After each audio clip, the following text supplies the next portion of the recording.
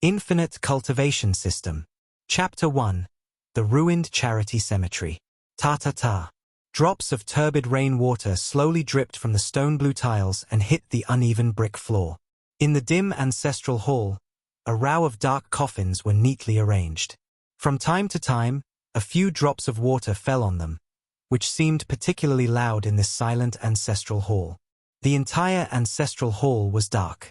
There was only a dim oil lamp in the innermost part, emitting a faint yellow light. Not only did it fail to dispel the darkness in the hall, on the contrary, this weak light, combined with the black paint on the mottled coffin, made it even more eerie, like a scene from a horror movie. Anyone who saw such a scene would probably feel numb in the heart and tremble in their hands and feet. However, a young man in a green robe sitting in the ancestral hall seemed to be accustomed to it. He sat quietly at the top of the hall, staring at the falling water drops with a dull look. The boy's name is Su Xingxuan. He was a college graduate in the 21st century. One night before graduation, he was still looking forward to his future life. When he woke up, he traveled to this gloomy and terrifying ghost place. It has been more than 3 months since then. Facing the same scene alone for more than 3 months, no matter how terrifying it is no different from the white clouds on the mountainside and the reflection in the water. 3 months was enough time for Su Xingxuan to understand everything here clearly. When he first discovered that he was dressed like an ancient person, Su Xingxuan thought he had traveled to ancient times. However, after thoroughly understanding this world, Su Xingxuan found out that he was wrong. This world is said to be a complete continent. The Dian dynasty is in the center and has unified the world. There are countless blessed places in the east, where immortals are said to live. There are countless ancient temples in the desert Gobi in the west. The barren land in the north is a place full of barbarians and ghosts. As for the south, there are many forests and countless swamps, which belong to the Wu Miao people. Su Xingxuan is located in an inconspicuous small village in the Dian dynasty, Wangshan Town, which is a remote area close to southern Xinjiang. Although this village is remote, it is prosperous, with many shops and convenient transportation. It has a permanent population of more than 2,000. As a college student with an atheist background in the 21st century, Su Xingxuan did not believe in the so-called gods and monsters. However, when he saw the so-called corpse driving and ghost exorcism in front of his own eyes, Su Xingxuan could not help but believe it. What's more, Su Xingxuan closed his eyes and saw a tightly closed bronze door about 10,000 feet high in his mind, with countless mysterious runes engraved in it, countless animal shadows, dragons coiled around the pillars, phoenixes spreading their wings, unicorns roaring, gods and demons frightened, with an indescribable pressure. Above the gate, for mysterious characters emit brilliant light. Although the font cannot be recognized, the meaning is deeply rooted in the heart. The gate to all wonders. This gate has existed in Su Xingxuan's mind since he traveled through time. At the beginning, Su Xingxuan was extremely excited, imagining that he could rely on this gate to sweep across the heavens and become an immortal or a Buddha. However, 3 months passed, and no matter how Su Xingxuan treated this gate, it did not move at all. If Su Xingxuan had not been able to feel the real existence of this gate, he would have thought it was an illusion.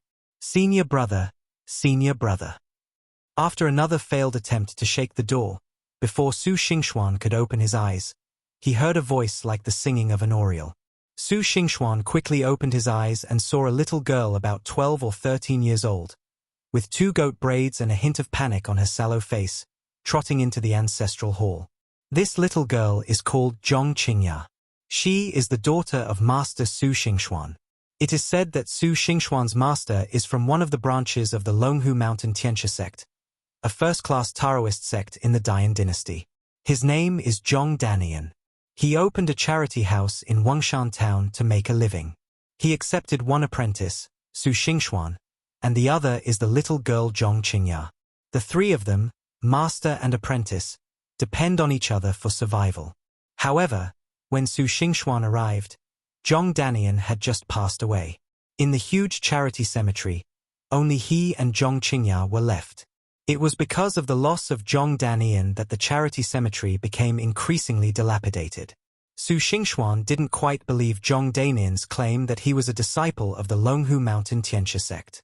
Although he had only been in this world for 3 months, Su Xingxuan was still familiar with the name of the Longhu Mountain Tianxia sect. As for Zhong Danian, although Su Xingxuan had never seen him take action, just by looking at the fact that this charity cemetery was still in ruins and looked like it could no longer be run, Su Xingxuan was very skeptical about Zhong Danian's level. Looking at Zhong Qingya, whose face was pale but still delicate, Su Xingxuan couldn't help but sigh in his heart. This little junior sister was only 12 or 13 years old now, but he could already vaguely see how beautiful she would be in the future. Junior sister, what happened?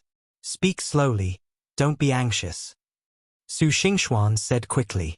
Master, senior brother, Manager GE from Wanyong Money House is here, asking us to pay back the money. He said that if we can't pay it back, our charity house will be taken away. Senior brother, what should we do? Zhong Qingya pouted, tears welling up in her dark eyes, making her look so adorable. Hearing this, Su Xingxuan was slightly stunned, and then he remembered that although this charity cemetery was opened by Zhong Danian, due to Zhong Danian's poor means, the situation of the charity cemetery could be said to be getting worse and worse. So half a year ago, he borrowed a sum of money from Manager GE of Wanyong Money House to make a living. Originally, according to Zhong Danian's idea, he wanted to make a good fortune in the past 6 months, but who knew that Zhong Danian unfortunately passed away 3 months ago. Without Zhong Danian as a source of income, and with the expense of organizing Zhong Danian's funeral, the entire charity home could be said to have reached the point of exhaustion. It was no wonder that Manager GE came to collect the debt at this time. However, a hint of doubt flashed in Su Xingxuan's eyes. He could understand that Manager GE came to collect the debt, but why did he want the charity cemetery for no reason? You have to know that this world is very taboo about cemeteries and places like charity cemeteries. It is not like his previous life, where there were so many houses built on cemeteries. This charity cemetery did not have much money, and it would not be able to sell the houses if he took it back. It was somewhat unreasonable. After pondering for a moment, Su Xingxuan smiled at Zhong Qingya, who was about to cry. He reached out and scratched her nose, then said, "Don't cry, little sister. I'll take care of everything. Be good and go back to your room to play. I'll buy you some candied haws after I send Manager G away." Really? Children are children. Upon hearing this, Zhong Qingya's eyes suddenly lit up and she grinned with a silly smile. Chapter 2 Humiliation, Part 1. Really, really. Su Xingxuan patted Zhong Qingya's head gently, sighing that it felt good, and walked to the front hall with full of doubts.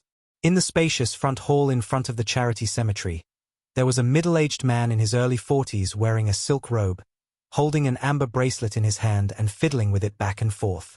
Each amber bead looked exceptionally bright even in the dim front hall of the charity cemetery, which showed that it was a rare treasure. The middle-aged man looked at the almost dilapidated decoration of the charity cemetery with disgust, and a trace of disdain and impatience flashed in his squinting eyes from time to time. Next to the middle-aged man stood a young man in his early 20s. He had a good-looking face, a handsome face, bright eyes, and an upright figure.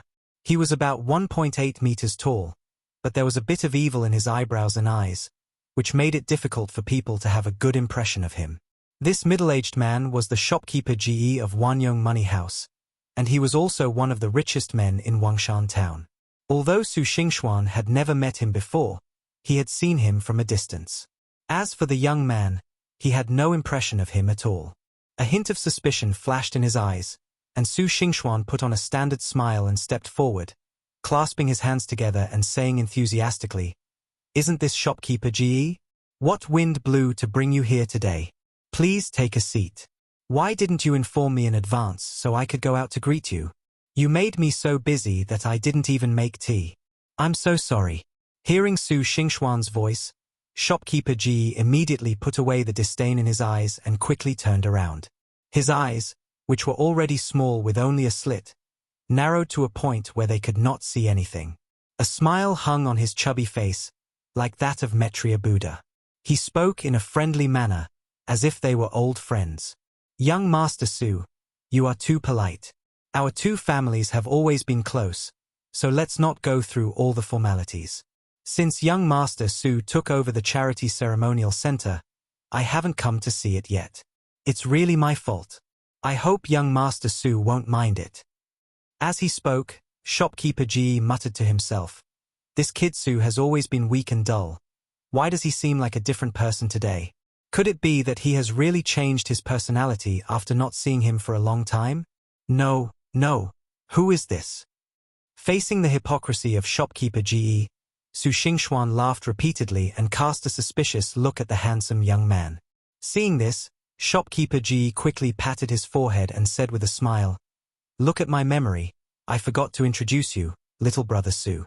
This is Master Mu Lianhe, the disciple of Taoist Guangyang of the Sanqing Temple in the east of our town. Master Mu, this is the new generation owner of our Zhani Manor, Su Xingxuan, little brother Su. You are both children of famous families. It's a good opportunity for you to get to know each other. Haha. Manager Ge, you are too polite. I am just a young Taoist who has just entered the Taoist sect. How can I deserve the title of Taoist Master? I am Mu Lianhe, here to meet Master Su. Master Su is polite." Mu Lianhe smiled slightly when he heard this. He seemed gentle, but there was not a trace of humility in his narrow eyes. Instead, he was full of sarcasm.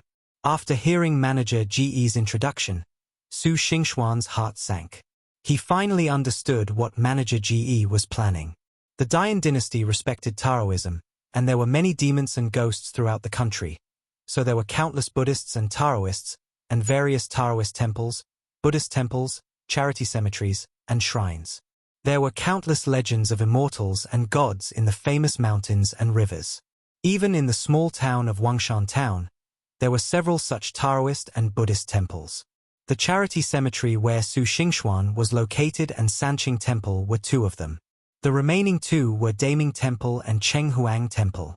Among the four, Sanqing Temple is the strongest, followed by Daming Temple, then Chenghuang Temple, and Zhongjie Yizhuang is the weakest. When Zhong Danian was there, although the Yizhuang was weak, he still had the skills to drive away corpses and catch ghosts, and the fees were low, so it was able to maintain its survival. Together with Sanqing Temple, Daming Temple and Chenghuang Temple, they are all semi-official organizations and receive funding from the Dian court every year. They don't think much of Zhangjie Yuing, and some of their work is like chicken ribs, which is tasteless to eat and a pity to throw away, so they gradually fall into the hands of Zhangjie Yuing. But now, Zhong Danian has passed away due to illness. Su Xingxuan said that he was in charge of the charity cemetery. However, when Zhong Danian was alive, Su Xingxuan did not learn anything. Now Su Xingxuan is even more of a fool. Let alone driving corpses and catching ghosts, he would probably be scared to death if he really saw zombies and evil ghosts. Although other people did not know this, they were very clear about Su Xingxuan's methods. The fact that Manager Ge came to collect the debt today was fake. The real reason was to help the so-called Taoist Mu Lianhe to take over the charity cemetery. Thinking of this, Su Xingxuan's face turned a little ugly. He tried his best to keep his expression unchanged. Looking at Mu Lianhe with his hands clasped in front of him, Su Xingxuan almost forced a smile and said with a bow, "So it's Master Mu. I have heard a lot about you." "Oh? Master Su, have you heard of Xiaoke?" Hearing this, Mu Lianhe raised an eyebrow, a gleam in his eyes. Su Xingxuan's heart skipped a beat, and an ominous premonition came over him. Just as he was about to say something, he saw Mu Lianhe talking to himself. Xiaoke has long heard that the previous master of Zhong family charity manor was the heir of the Longhu mountain lineage, and his methods were amazing. Now that Master Su has inherited the charity manor, he must have inherited Master Zhong's legacy. Xiaoke is not talented, but he would like to ask Master Su for some guidance. I hope Master Su will be generous with his teachings. No, that's not necessary. Upon hearing this, Su Xingxuan's face turned pale and he waved his hands repeatedly. Before he could finish his words, he saw Mu Lianhe take a step back, stepped on the 7 stars, and pointed with both hands. Before Su Xingxuan could react, he felt a sharp pain on his cheek. Then he saw Mu Lianhe took out a yellow talisman and shouted, Taishang Lao Jun, please give an urgent order. Command. Suddenly, Su Xingxuan felt his body stiffen. His face changed with fear. His eyes widened like a cow's, and he looked at Mu Lianhe in horror. What do you want to do? Mu Lianhe sneered when he heard this, with a hint of mockery and disdain in his eyes. He took out a puppet from his arms, stuck the yellow talisman on the puppet, made a hand seal, and shouted, Fast! And threw the puppet to the ground. Su Xingxuan suddenly found that his body moved involuntarily, and he did a backflip and fell heavily to the ground. The fall made Su Xingxuan feel as if someone had hit him hard in the chest, and he couldn't help but scream. Brother Su, what are you doing? Are you going to perform acrobatics for us? Shopkeeper Ge on the side laughed wickedly when he saw this. Chapter 3 Humiliation, Part 2. Mu Lianhe sneered when he saw this, pointed his finger at the puppet, and flicked his finger. A small stone fell on the puppet's head, making a slight thud sound. Suddenly, Su Xingxuan felt as if someone had hit his head hard with a hammer. Stars appeared in his eyes, and he screamed miserably, shouting, Stop! Stop! Stop now! I give up! I give up! Give up? Master Su, I haven't even learned a few moves from you yet. Why are you admitting defeat? Let's fight for a few more moves. Mu Lianhe sneered, looking at Su Xingxuan as if he were trash, pointing at the puppet and muttering a spell. The puppet moved on its own, raised its right hand, and slapped himself hard in the face. Su Xingxuan also raised his right hand and hit his face hard. With a snap, Su Xingxuan's already thin face suddenly swelled up, as if he had gained weight. The corners of his lips were ruptured, and a little bright red slowly seeped out. At this time, Su Xingxuan realized that he was controlled by Mu Lianhe's magic, and the thing controlling him was the puppet. He rushed towards the puppet, but before he could move, he was seen through by Mu Lianhe. Mu Lianhe sneered and pointed at the puppet. The puppet's legs immediately stood on the ground as if rooted.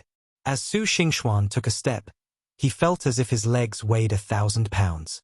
He fell to the ground due to inertia, and fell with a bang.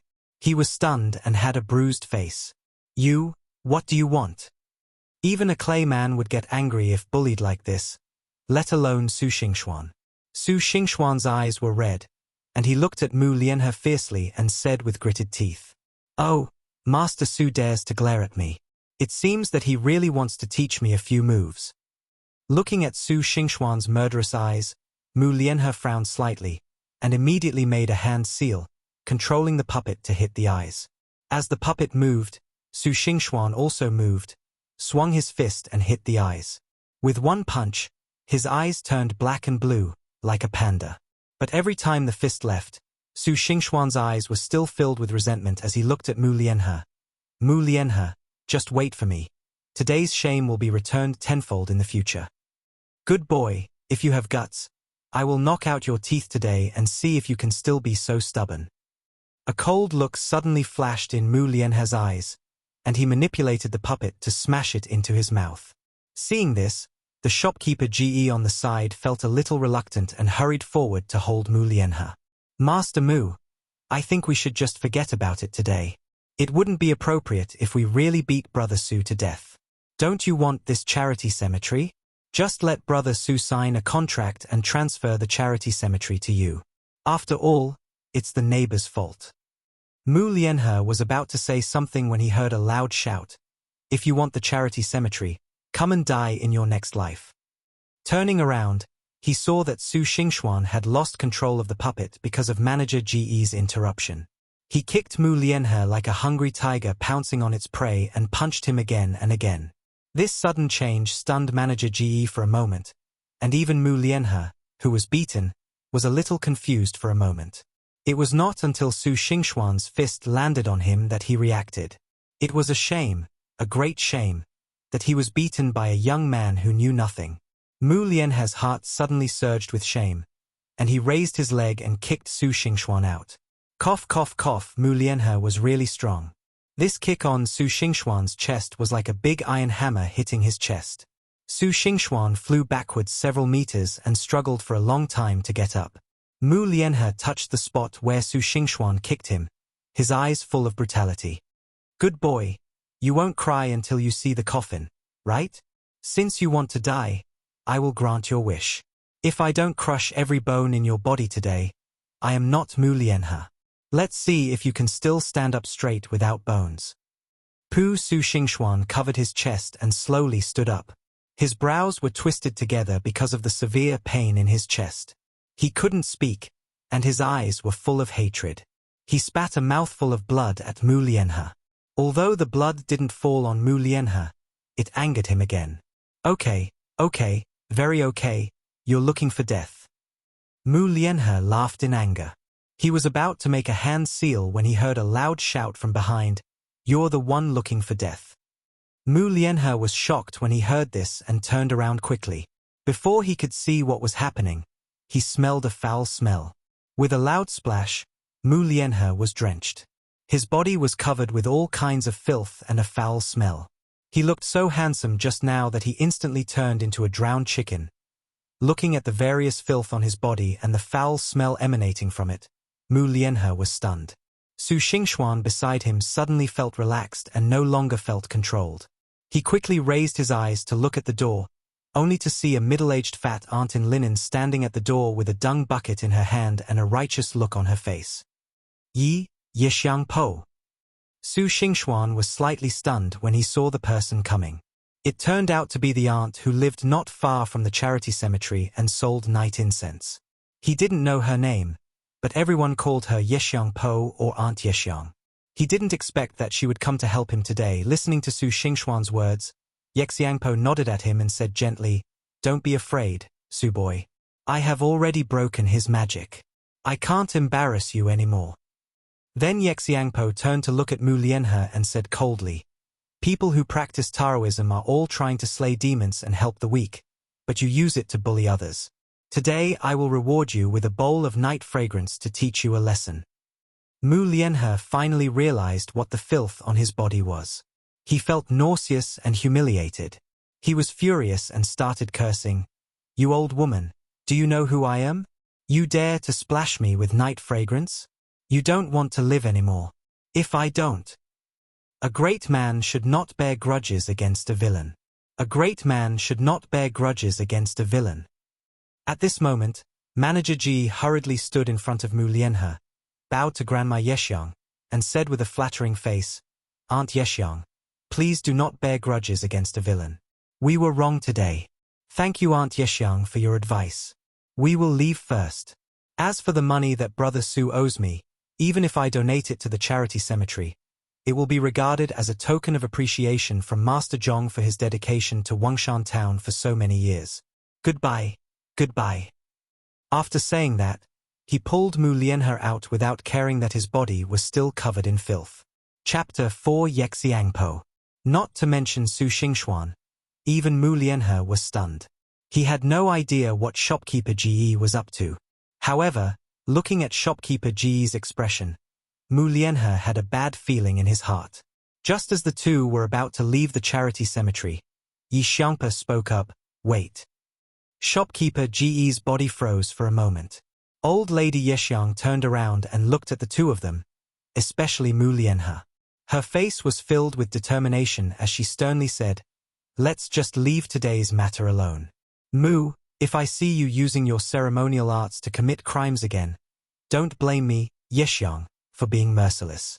Not only will I deal with you, but I'll also deal with that old bastard of your master." "You!" Mu Lianhe was immediately furious when he heard this. Before he could say anything, he was grabbed by Manager Ji. Manager Ji smiled apologetically and said, "Aunt Yixiang is right. Aunt Yixiang is right. I will pass this on to Taoist Master Guangyangi. If Aunt Yixiang has no other instructions, we will leave first." "Go away." Yi Xiangpa snorted coldly. "Yes, yes, yes." Upon hearing Yi Xiangpa say this, shopkeeper Ji breathed a sigh of relief and quickly ran away with Mu Lianhe, who had an unhappy face. Seeing that Manager Ji and the others had left, Su Xingxuan breathed a sigh of relief. However, this relief made him feel as if his entire body had been run over by wheels, leaving no part of him unharmed.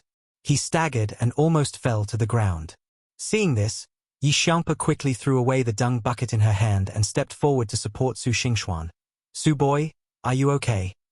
I'm fine, hissed Tilda. Su Xingxuan grinned, not wanting to accidentally pull the wound, and his already ugly face became even more distorted. All right, stop laughing. Laughing is uglier than crying. Seeing this, Grandma Yixiong rolled her eyes at him and said, Come on, go in and rest. I'll find you some medicine. Thank you, Aunt Yexiang. By the way, don't you usually rest at this time? Why are you here today? Also, why is shopkeeper Ge so afraid of you? Are you the legendary hermit master?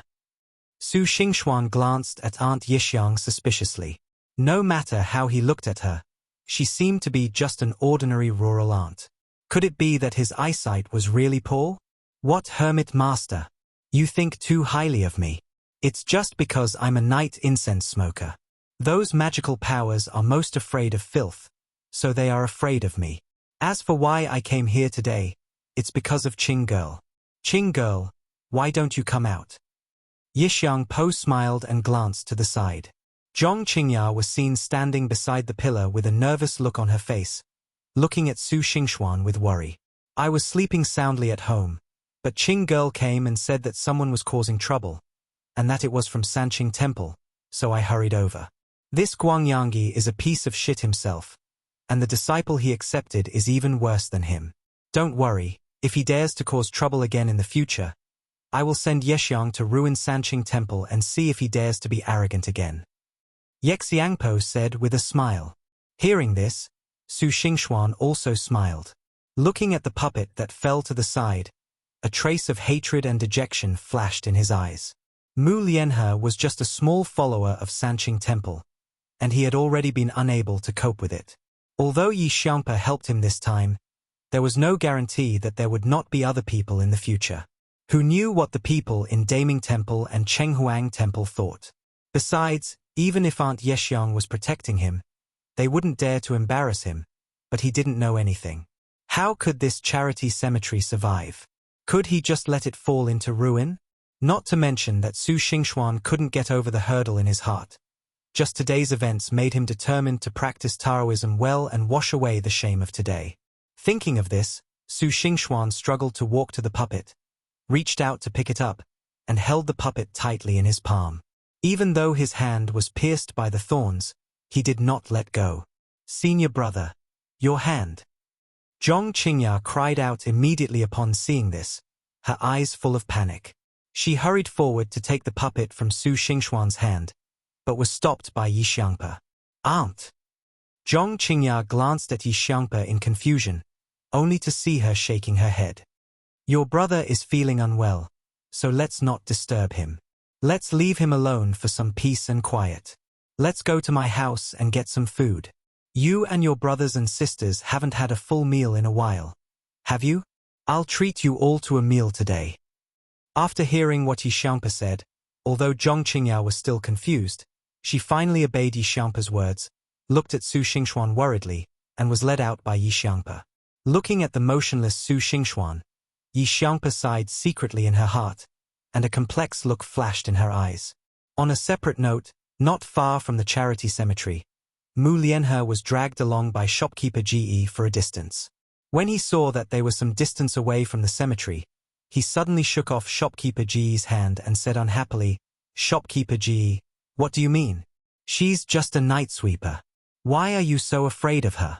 It's okay for her to run away, but she even took the money owed to you by the charity cemetery. What on earth are you going to do?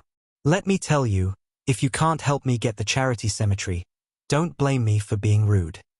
Hearing Mu Lianhe's words, a hint of displeasure flashed in shopkeeper Ge's eyes, but it quickly faded away. Shopkeeper Ge said with a smile, Master Mu, don't be angry. I'm doing this for your own good. Although that night fragrance Po is just a night incense seller, she's also quite influential. Forget about anything else. You cultivators of the Tao are most afraid of filth. That night fragrance Po is your nemesis. If you push her too far, not only Master Mu, but even our respected Master Guangyangi will be of no use. So what? Magic is useless, but we still have martial arts. At the very least, I'm the mayor's son. Can't I deal with a night fragrance po? Mu Lianhe frowned and said unhappily. He. Shopkeeper Ge shook his head upon hearing this. Master Mu, what you said makes sense. If it were anyone else, then there would naturally be no problem. But this Yexiang Po is different. First of all, your magic has no effect on her. Secondly, do you know who Yexiang Po is? It's not that I look down on Master Mu, but you're just the mayor's son. Even if you were the county magistrate or even the prefect, it would be useless. That Yexiang Po is the mother of Li Jifu, the governor of our Ningguo mansion. If you dare to use force against her, I'm afraid your father will be the first one to settle the score with you. If I hadn't pulled you out, you would have cursed at her. Ha, I don't need to tell you the consequences. Manager Ge looked at Mu Lianhe with a smile. Chapter 5, The Door to Wonders, Part 1. This. Mu Lianhe never thought that a mere Yixiangpa would actually be the mother of the prefect. Among the 32 prefectures of the Dian dynasty, although Ningguo Prefecture was only of middle and lower level, Prefect Li was the head of a prefecture after all. For Mu Lianhe, he was undoubtedly a towering tree. Thinking about how he had just been disrespectful to Yixiangpa, Mu Lianhe's face turned slightly pale, and his body, which had just been wetted by filth, couldn't help but feel a chill. Looking at Mu Lianhe's pale face, a trace of disdain flashed in shopkeeper Ge's eyes, but he said with a comforting expression, Master Mu, don't worry. Although Yixiangpa is of noble status, she is usually the kindest person. She won't make things difficult for you and me because of such a small matter. Just relax. Mu Lianhe's expression brightened up a lot, but then he frowned. What about the charity cemetery? How can I get it if someone is protecting me? Ha, Taoist Master Mu, don't worry. Shopkeeper Ge smiled upon hearing this and said confidently, although that Yixiang Po helped Su Xingxuan this time, it was because we used magic to bully an ordinary person and broke the rules. As long as we change our method, even Yixiang Po won't be able to say anything. Unless she really wants to help Su Xingxuan sincerely, otherwise this charity cemetery will definitely be in Taoist Master Mu's pocket. Oh? Shopkeeper Ge seems to have an idea. Why not tell me about it? Mu Lianhe's eyes lit up when he heard it, and he quickly looked at shopkeeper Ge. This is not difficult. It's an order for my Wanyong money house next year. Master Mu, would you like to take a look? Shopkeeper Ge looked at Mu Lianhe meaningfully and said with a smile. Mu Lianhe was no fool. He saw through shopkeeper Ge's thoughts at a glance. He felt a little annoyed in his heart, but smiled. Don't worry, shopkeeper Ge. I'll talk to my father when I get home. Next year, all the money transactions in town will be mainly through Wanyong Money House. What do you think? Shopkeeper Ge was immediately overjoyed. Thank you, Taoist Mu. Actually, this matter is simple. Just because we can't use magic to deal with Su Xingxuan doesn't mean we can't use other methods. Taoist Mu has also seen today that Su Xingxuan doesn't know any magic at all. As long as we spread this point, how can the owner of this charity cemetery continue to run it if he doesn't have any magic? If the charity cemetery cannot be operated over time, it will become yours, Taoist Mu. Shopkeeper Ge said with a smile. Great. Mu Lianhe immediately smiled. It's still you, shopkeeper Ge, who has the solution. Thank you so much for today's matter. I'll treat you to a couple of drinks at Miaoxiang Pavilion tonight. What do you think, shopkeeper Ge? Master Mu is hosting, so how can I not show my support? Thank you very much, Master Mu. Shopkeeper Ge bowed repeatedly when he heard this. On the other hand, let's not talk about Mu Lianhe and manager Ge secretly plotting against Su Xingxuan. Instead, Su Xingxuan was sitting alone in the lobby of the charity cemetery, his face somewhat dejected, his hand still tightly holding the puppet. Although the charity cemetery was in a bleak state over the past 3 months, Su Xingxuan was not in a hurry at all. In his opinion, he had traveled through time and space with a very mysterious door, and he would surely be successful and move forward in the future. So after 3 months, no matter how bleak the situation was, he still had an indescribable sense of pride. It was just that Zhong Qingya was still young and couldn't see it. If Zhong Danian was still alive, he would probably be able to see this within 3 days. But today, Mu Lianhe's humiliation made Su Xingxuan wake up completely. No matter what the door was, as long as he couldn't drive it, it was a dead object and a waste. It also made Su Xingxuan understand that although he was a time traveler, as a lazy person who didn't know the difference between grains, he was really no different from a waste in this era. It can be said that Mu Lianhe not only injured his body, but also completely shattered his self-esteem as a time traveler. When you have no strength, no matter who you are, it makes no difference. Such cognition is definitely not the enlightenment of Buddhism, and it is even more impossible to bring any enlightenment. At least this cognition brought Su Xingxuan only humiliation. For the first time, Su Xingxuan realized how small and useless he was. Thinking of this, Su Xingxuan held the puppet's hand even tighter. As Su Xingxuan's hands exerted more and more force, there was a slight cracking sound, and the puppet was cracked. At the moment the puppet cracked, an invisible force overflowed from the puppet, climbed up along Su Xingxuan's palm, reached his head, and poured into the bronze door that looked like the gate of heaven. There was a loud bang, and the door made a sound that shook the earth and sky, like a huge bell, and it suddenly vibrated in Su Xingxuan's mind. Before Su Xingxuan could react to the loud noise, he felt a flash before his eyes, and the bronze door appeared in front of him in an instant, and slowly opened in Su Xingxuan's shocked eyes. At the moment the door opened, in the south of the Yangtze River, an old Taoist priest in tattered clothes who was gnawing on a chicken leg suddenly stopped and dropped the chicken leg in his hand to the ground. In the capital, in the Imperial Observatory, an old man in purple official uniform shot a gleam of light in his eyes and looked up at the sky. In the northwest desert, in a ruined ancient temple, a little monk in white shirt, who looked like a child, opened a pair of vicissitudes of life eyes that were different from his appearance. They were like the sea of stars, unfathomable. In an instant, the entire Dian dynasty was in turmoil. Countless eyes were looking around, trying to find out what was going on, from the Beimang Ghost Cave, the Nanjiao Forest, to the endless ocean. But in the end, they found nothing. Su Xingxuan, who caused all this, knew nothing about it and stared at the world inside the gate in amazement. Inside the bronze gate, there was a sea of stars, with all kinds of lights flashing, vast and boundless, as complex as the Milky Way, countless. Among them, there were several particularly grand lights. The light was so bright and the range was so large that Su Xingxuan could hardly look directly at it. Only those subtle lights like the sea of stars could Su Xingxuan barely see roughly. But even such weak lights, Su Xingxuan could only look directly at very few. Such a vast scene instantly stunned Su Xingxuan on the spot. It took him a while to react. Looking at the gate world that looked like a galaxy world, a question popped up in Su Xingxuan's mind. What kind of place is this? Just as this question had just emerged, a faint voice came from within the bronze gate, as if from a very far distance, or as if whispering in my ear, and slowly said, "This is the gate of all wonders, the source of the world of the heavens." Who is talking? The sudden voice startled Su Xingxuan. Chapter 6, The Door to Wonders, Part 2.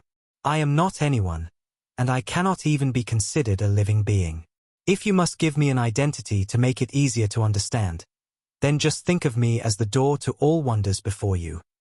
The voice sounded again. Hearing this, Su Xingxuan's panicked heart gradually calmed down. Looking at the gate of wonders before him, which looked like a gate to heaven, he suddenly became excited. Could today be the day when his luck would change? Thinking about everything that might happen, Su Xingxuan was almost impatient and asked, "Gate of Wonders, what exactly are you? And what does the origin of the world mean? Can you explain it to me?" "Of course." The voice of the Gate of Wonders rang out again. In ancient times, Pangu created the world. From then on, the world was created and all living things appeared. However, as the number of living beings continued to increase, the spiritual energy of the world gradually decreased. The world entered the Dharma ending age, and desires flourished, greed, anger, and ignorance were rampant. In order to continue the Taoist tradition, the supreme Taoist ancestor used his supreme power to forge the Gate of Wonders, embracing all the worlds within it. He condensed the worlds with the method of dream and illusion to ensure that the spiritual energy was not lost. To be clear, this Gate of Wonders is a door that leads to the world of the heavens. The world of the heavens is a world that is both real and illusory. These worlds are merely the fantasies of countless living beings, and the condensed thoughts absorbed by the Gate of Wonders are created. However, despite this, these worlds can also be considered real worlds. If people enter them, they can also truly survive and practice. So that's how it is. Su Xingxuan nodded and said, "Then, why did the Gate of Wonders appear on me? And why couldn't I open the gate no matter how hard I tried for the past 3 months? As for why the Gate of Wonders appeared on you, it's beyond my ken. Perhaps one day, when you meet the Supreme Tao Ancestor, you'll understand why. As for why you can't open the Gate of Wonders, it's because you don't have any magical power. The Gate of Wonders is a treasure for cultivation that the Supreme Tao Ancestor left for the human world. Without magical power, it naturally can't be activated. If it weren't for today, when the magic power contained in the puppet in your hand merged with you and was crushed by you, activating the Gate of Wonders, I'm afraid it would only be after your death that you would be able to use your ghost body to open the Gate of Wonders." Hearing this, Su Xingxuan was slightly stunned. "Puppet? Are you talking about the puppet left by Mu Lianhe?" "Yes, this puppet is used to control myself and is connected to my qi. So it seems that if Mu Lianhe had not come to humiliate me today, I really don't know how long it would take to activate this Door of Wonders. So, to some extent, Mu Lianhe can be regarded as my benefactor." Su Xingxuan sneered, and a trace of resentment flashed in his eyes. Now that he had opened the door to all wonders, one day, he would definitely trample Mu Lianhe under his feet to avenge today's humiliation. Thinking of this, Su Xingxuan looked at the Gate of Wonders and asked hurriedly, "Gate of Wonders, you said that the Gate of Wonders is the supreme treasure forged by the supreme Taoist ancestor. So how do I use it? Once it is opened, can I become an immortal? Or can it be like the purple gold gourd in Journey to the West, which can take people in and turn them into pus or something like that?" Su Xingxuan said with anticipation. "That's not the case." The Gate of Wonders slowly said, "The Gate of Wonders is just a door leading to the world of the heavens. It has no magical powers of its own. It can't fight against enemies, nor can it help people practice cultivation. The Gate of Wonders only serves to send the host to small worlds, allowing the host to assist the child of fortune in the small worlds to achieve the goal of obtaining the fortune of the small worlds. At the same time, the host can also slay demons and monsters in the small worlds, accumulate merits, and make up for the deficiencies in the present world. At the same time, the luck gained by the host from the small worlds can also be exchanged for various resources needed for cultivation from the Gate of Wonders. Other than that, there is no other mystery." "Is that so?" Su Xingxuan looked at the Gate of Wonders with some disappointment. But then he thought, if it really was possible to ascend to heaven in one step, why would the Supreme Tao Ancestor have gone to so much trouble to forge this Gate of Wonders? So, you're just like the system in that game. You can only issue tasks, complete them and redeem rewards, and nothing else. If you want to describe it that way, it's not wrong. Each activation of the Gate of Wonders requires the power of a full moon. In other words, every month, the host can activate the Gate of Wonders once, and the number of times does not accumulate. The first activation does not require the power of a full moon. "Host, do you want to activate the Gate of Wonders now and enter the world of the heavens?" "Wait a minute. I have a few more questions. What will happen after entering the world of the heavens? Are there any precautions? Can I know the information about the world of the heavens before entering and make a choice?" Su Xingxuan asked hurriedly. Who knows what the world of the heavens is? It is better to ask clearly. After the host enters the world of all heavens, time in the real world will stagnate until the host returns. After entering the world of all heavens, the host cannot return unless they have gained sufficient power of luck. Of course, if the host still wants to stay in the world of all heavens after gaining sufficient power of luck, that is fine, but the time cannot exceed 3 months in the world of all heavens. In addition, although the world of all heavens is just an illusion, it does exist in reality.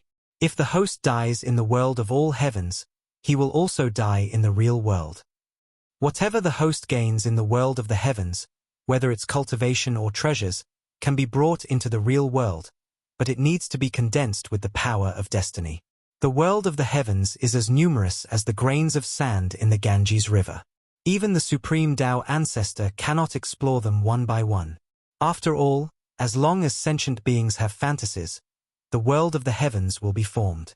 However, generally speaking, the world of the heavens that the host will enter is often closely related to it, or a world that they often fantasize about. Since everything is random, the host can only know the general idea of the world they are about to enter. They cannot choose, but they can refuse to enter. Moreover, due to the host's own strength, the Gate of Wonders can only open worlds with similar strength to the host. Generally speaking, there will not be too many surprises. Of course, the mysterious and unpredictable world's destiny may sometimes change, which I can control. Does the host have any questions? Is that so? Su Xingxuan pondered for a moment. I have no questions. Please help me open the door to the world of the heavens, the door to all wonders. Chapter 7 Mr. Zombie. As Su Xingxuan finished speaking, he saw dragons and phoenixes dancing, unicorns running, and countless gods and demons appearing above the Gate of Wonders. A vast and boundless power pressed down heavily. Su Xingxuan, a college student in the 21st century, had never seen such a scene before. He couldn't help but be dazzled. Among the countless Dharma images, a string of characters that looked like Oracle Bone script but were more mysterious and obscure than Oracle Bone script slowly appeared, as if it was made of pure gold, emitting thousands of feet of golden light. Although I cannot recognize these characters, their meaning goes straight to my soul and does not require any understanding. You can enter the world of the TV series Mr. Vampire. The world synopsis: Mr. Ren, a wealthy family, was instructed by a feng shui master at his father's burial to exhume and relocate his coffin 20 years later. He enlists the help of a local Maoshan master, Uncle Ju. On the day of the exhumation, old Master Ren's grave is found to be dotted with dragonflies, and his body has shown no signs of decay in the past 20 years. Uncle Ju becomes suspicious, and he transports the coffin to his old burial ground. Later, old Master Ren's body transforms into a zombie and kills Mr. Ren. Uncle Ju, believing Tingting is in danger, takes her in. Uncle Ju's 2 apprentices, Wansai and Qiuxing, are attracted to Tingting, which leads to a dispute with Tingting's cousin. One night, Wansai is attacked by a zombie while trying to protect Ting. He is poisoned and slowly transforms into a zombie. Fortunately, the poison can be cured by glutinous rice, but the glutinous rice Wansai eats contains other grains, making it ineffective. Meanwhile, Qiuxing is also possessed by the female ghost Xiaoyu. Fortunately, he is rescued by Jiushu, who discovers the mixed grains in the glutinous rice and selects them to make glutinous rice porridge, saving Wansai. As the zombies continue to kill people, causing public outrage, the head constable, Uncle Ju, Wansai, Qiuxing, and Tingting join forces to eliminate the zombies. Beneath the densely packed Oracle Bone script, there was another row of characters. Su Xingxuan looked closely and saw that it read, "The luck required to return is 1,000, and the host's current luck is 0. Looking at the 0, Su Xingxuan couldn't help but have 3 black lines on his forehead. It's just 0. There's no need to mark it out. It's such a blow to his self-esteem.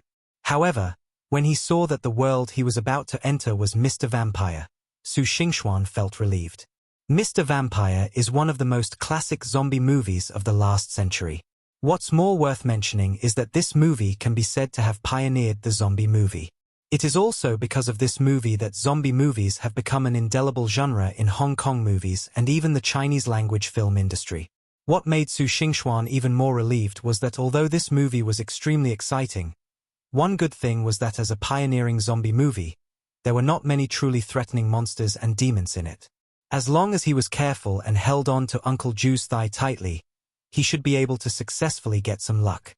Thinking of this, Su Xingxuan nodded towards the Gate of Wonders and said, "Confirm to enter."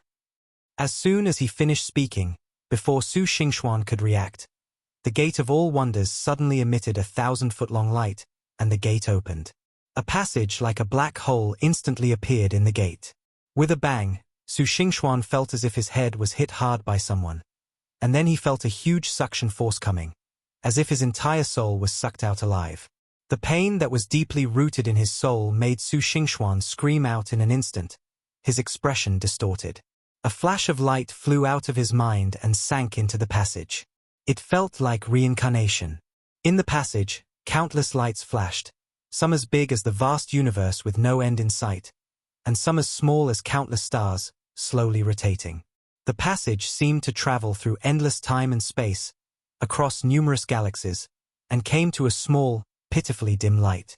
It was like a kite turning over or a fish entering the water, falling into the light. There was a loud bang, and Su Xingxuan fell to the ground. He felt dizzy and fell to the ground with a plop, grinning. Then he woke up and found himself in a small woods. The midday sun sprinkled on the ground, forming mottled shadows of trees. He had clearly arrived in the world of Mr. Vampire. Rubbing his sore butt, Su Xingxuan raised his middle finger to the sky and said, "You are so good, you Gate of Wonders. You didn't even remind me that you opened a passage so poorly. I give you a bad review, no negotiation." As soon as the words fell, the voice of the Gate of Wonders suddenly rang in his mind. "The host did not ask about opening the channel, so you can't blame me." The sudden voice startled Su Xingxuan, and after a while he tentatively asked, "Gate of Wonders, are you still there?" "Of course, wherever you are, I will be there. This is also for the convenience of helping you. Also, I would like to remind you that if you want to find me, you only need to recite my name in your mind without saying it out loud. Also, a child of luck has appeared near you, so please pay attention." "Brother, look at that man talking to the air. Is he a fool?" Just as the voice of the Gate of Wonders fell, Su Xingxuan heard a somewhat silly voice. His mind was immediately filled with black lines. He turned his head quickly and saw two people standing not far away from him, one dark and strong, the other white and fat. They were the two apprentices of Uncle Ju in Mr. Vampire, Qiu Shang and Wansai. "Junior brother, don't say that. If someone hears it, they will cause trouble for us. Why don't you just tell me quietly when you get back?" The dark and strong Qiu Sheng whispered to Wansai beside him. Hearing this, Su Xingxuan couldn't help but frown again. Although he looked a little silly when he spoke to the Gate of Wonders just now, and it was okay to be laughed at, but Qiu Sheng wanted to speak in a low voice, "So could you lower your voice a little? At least it would appear smarter, right?" After complaining in his heart, Su Xingxuan walked towards the two people with a smile on his face. Just after taking a step, he saw Wansai take a step back slightly. The disgust in his eyes could not be hidden at all, which made Su Xingxuan frown again. "Patience, patience, you must be patient. They are relevant characters in the plot. Patience, luck is important, luck is important." Su Xingxuan suppressed the urge to complain in his heart and walked forward with a smile. He clasped his hands together and said, "Excuse me, brothers. May I ask if this is Renjia town?" Seeing that Su Xingxuan was behaving quite normally, Qiu Shang and Wansai exchanged a glance, a sly look in their eyes. Qiu Shang then looked at Su Xingxuan and said with a smile, "This isn't Renjia town, this is Zhangjiao. Brother, you've taken the wrong path. Renjia town is another 50 miles to the west." Chapter 8. Becoming a Disciple, Part 1. Hearing this, Su Xingxuan couldn't help but frown. Looking at Qiu Sheng, who looked serious and almost had the words "believe me" written on his face, if he didn't know that the two people must be in Renjia town, he would probably have been deceived. I remember that when I watched the movie Mr. Vampire, I liked the two funny characters Qiu Sheng and Wen Cai very much. It can be said that they created a lot of jokes in the whole movie, but that was when I was watching them teasing others. Now, if I hadn't known it earlier, walking 50 miles west would definitely not be a pleasant experience in this era when transportation was not well developed. Just as Su Xingxuan was thinking about how to expose this, a voice came from behind him, "Qiu Sheng, Wensai, what are you two doing there? Are you playing a prank on me again? Hearing this voice, Qiu Shengwenkai's face changed slightly, and Su Xingxuan also turned his head quickly, only to see a thin man in a blue-gray robe standing not far away with a dignified look. It was none other than Uncle Nine, the most classic character in Uncle Ying's film series. Seeing Uncle Ju coming, Qiu Shang and Wensai hurried forward. No, Master, we are just giving directions to this young man. Right, Wensai? As he said that, Qiu Sheng gently bumped into Wensai. Wensai quickly understood. Yes, that's it. Hearing this, Uncle Ju's eyes flashed with relief. He looked at his two apprentices with satisfaction and said, "It's good that you have made some progress. You are no longer just fooling around like before. Master, it's all thanks to your good teaching." Qiu Sheng chuckled and quickly waved to Su Xingxuan. "Brother, I've already shown you the way. It's important to hurry, so you should go quickly." Uncle Ju nodded repeatedly when he saw Qiu Sheng's behavior, but Su Xingxuan knew clearly that Qiu Sheng was just worried that he would be exposed in front of Uncle Ju if he stayed for too long. If he said that he knew nothing, he would be fooled. But now, he. Su Xingxuan's eyes flashed with a cunning look, but he stepped forward and said, "Thank you two brothers for showing me the way. However, besides Renjia Town, there is another place I want to ask you about. There is a charity cemetery in Renjia Town. I wonder if you know where it is. Is it also 50 miles west, or is it a little different?" 50 miles west. Upon hearing this, a hint of doubt flashed in Uncle Ju's eyes, and then he understood. He glanced at Qiu Sheng and Wensai and scolded, "Qiu Sheng, Wensai, you are playing tricks on me again, aren't you?" Qiu Sheng's face froze when he heard that. He looked at Uncle Ju, then at Wensai, then suddenly jumped back and ran away. As he ran, he said, Master, I remember now. My aunt wants to talk to me about something. I won't be going back today." "Hey, Qiu Sheng, wait for me." Wensai also tried to run away when he saw this, but he was grabbed by Uncle Ju just as he turned around. "Master!" Looking at the clothes that were tightly grasped by Uncle Ju, Wensai's face shriveled up and he looked at Uncle Ju pitifully. His ugly and cute look almost made Su Xingxuan laugh out loud. Even so, Su Xingxuan couldn't help but reveal a smile on his face. Uncle Ju was both angry and embarrassed when he saw this. He glared at Wensai fiercely. Because Su Xingxuan was standing by, he whispered, "Just stay here and I'll deal with you when I get back." Then he turned to look at Su Xingxuan, bowed, and said, "Excuse me, little brother. What business do you have with the Renjia Town Charity Cemetery?" Seeing this, Su Xingxuan quickly put away his smile, returned the greeting, and said, "To be honest, I've heard that Uncle Ju, the owner of the Renjia Town Charity Cemetery, is an incredible and accomplished Taoist master. I've admired him for a long time and have come all the way here just to learn a few moves from Uncle Ju. Sir, you know where the charity cemetery is, so please give me some pointers. I'll be grateful for your kindness." Uncle Ju was truly an honest man. Upon hearing Su Xingxuan's compliment, a faint blush appeared on his dark cheeks. Wensai, standing beside him, was different. After hearing this, a hint of pride appeared on his face, and he said with a bit of arrogance, "That's right, why don't you ask around? My master's name is well known within this area of hundreds of miles. You have quite a good eye for choosing me as your disciple." "Hey, Wensai." Uncle Ju felt a little uncomfortable when he heard Wensai's words. He frowned slightly and scolded him. Su Xingxuan also showed a look of surprise at the right time. His eyes widened, and he looked at Uncle Ju in disbelief. You are Uncle Ju, Master. Please accept my disciple's greetings." Su Xingxuan bowed to Uncle Ju immediately after saying that. Just as Su Xingxuan was about to move, Uncle Ju grabbed him and said, "Absolutely not, absolutely not. Young man, I'm honored that you think highly of me. However, I already have 2 disciples and have no plans to take on any more. Besides, I don't know anything about you yet, so let's forget about taking you in as a disciple. Master, I am truly devoted to the Tao.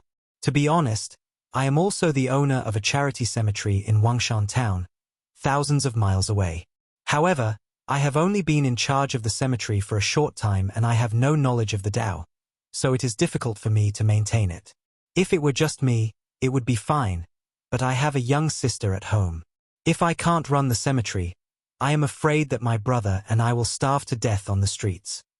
If it were just me, it would be fine, but my poor little sister at home is hungry and naked. I can't bear it. Master, please have mercy on me and accept me.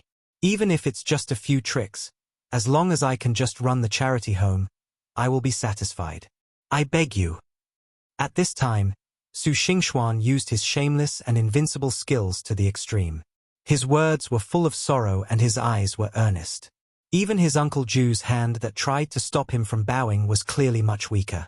Wansai, who was standing aside, was full of bad intentions, but it was just a bad taste. He had a good heart. After hearing what Su Xingxuan said, he felt sympathy and immediately looked at Uncle Ju. Master, I think this young man is also a good person. Since he said so, you should accept him. Uncle Ju pondered for a moment, looked at Su Xingxuan hesitantly, and said in a deep voice, "What's your name? How old is this year?"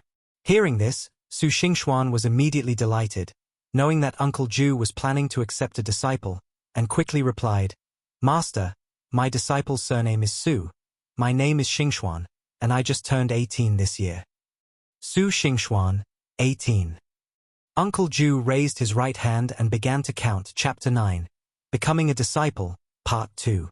Seeing Uncle Ju's serious face calculating, Su Xingxuan felt extremely nervous. Uncle Ju was calculating when he suddenly exclaimed, looked at Su Xingxuan in surprise, and asked, "When was the day of the month and the day of the month were you born?" February 15th. Looking at Uncle Ju's serious expression, Su Xingxuan was a little stunned. Could it be that Uncle Ju had figured out his origins? This is unlikely. After all, the Gate of All Wonders is at least a treasure of the immortals. Uncle Ju doesn't look like the kind of powerful person who can know everything in the world. His heart suddenly became nervous. Just when Su Xingxuan was lost in thought, Uncle Ju stopped calculating and smiled. "Is there a connection with the Tao? Is there a connection with the Tao? I didn't expect that there is such a strong connection between you and me. It seems that even if I wanted to take you in, I would not be able to do so." Hearing this, Su Xingxuan heaved a sigh of relief. His face lit up with joy, and he was about to bow to Uncle Ju. Disciple greets master. "Hey!" Before Su Xingxuan could bow, Uncle Ju grabbed him. "Master!" Su Xingxuan looked at Uncle Ju doubtfully, but Uncle Ju smiled. "Don't worry. Becoming a disciple isn't just a matter of treating someone to a meal. It can't be done casually. I still have to go back to open the altar, report to the ancestors, and worship heaven and earth. Don't be impatient. Once go and call Qiusheng back for me. He's a senior brother to the new student, so he can't be absent." "Oh, okay." Once nodded and trotted off to find Qiusheng. Seeing this, Uncle Ju looked at Su Xingxuan and said, "Come on, I'll take you back to the charity cemetery first. When your two brothers come back, we'll hold the apprenticeship ceremony." "Yes." Su Xingxuan nodded quickly. Soon, the two arrived at the charity cemetery in the movie. Uncle Ju had to prepare things for the apprenticeship ceremony, so he casually introduced the charity cemetery and left Su Xingxuan alone to wander around. The charity cemetery didn't look luxurious, but it was large, with clean windows and desks, and all kinds of Taoist magic tools gathered together. Thinking of his own charity cemetery in the main world, which was dilapidated and almost no different from a ruined temple, Su Xingxuan couldn't help but sigh that comparison is the thief of envy. Not long after, Qiusheng and Wansai returned hand in hand. Looking at Su Xingxuan, who was about to become his junior apprentice, Qiusheng chuckled, put his arm around Su Xingxuan, and said, "Junior apprentice, please take good care of me in the future." Although Qiusheng's magic skills don't seem very powerful in the movie, his kung fu is still beyond reproach.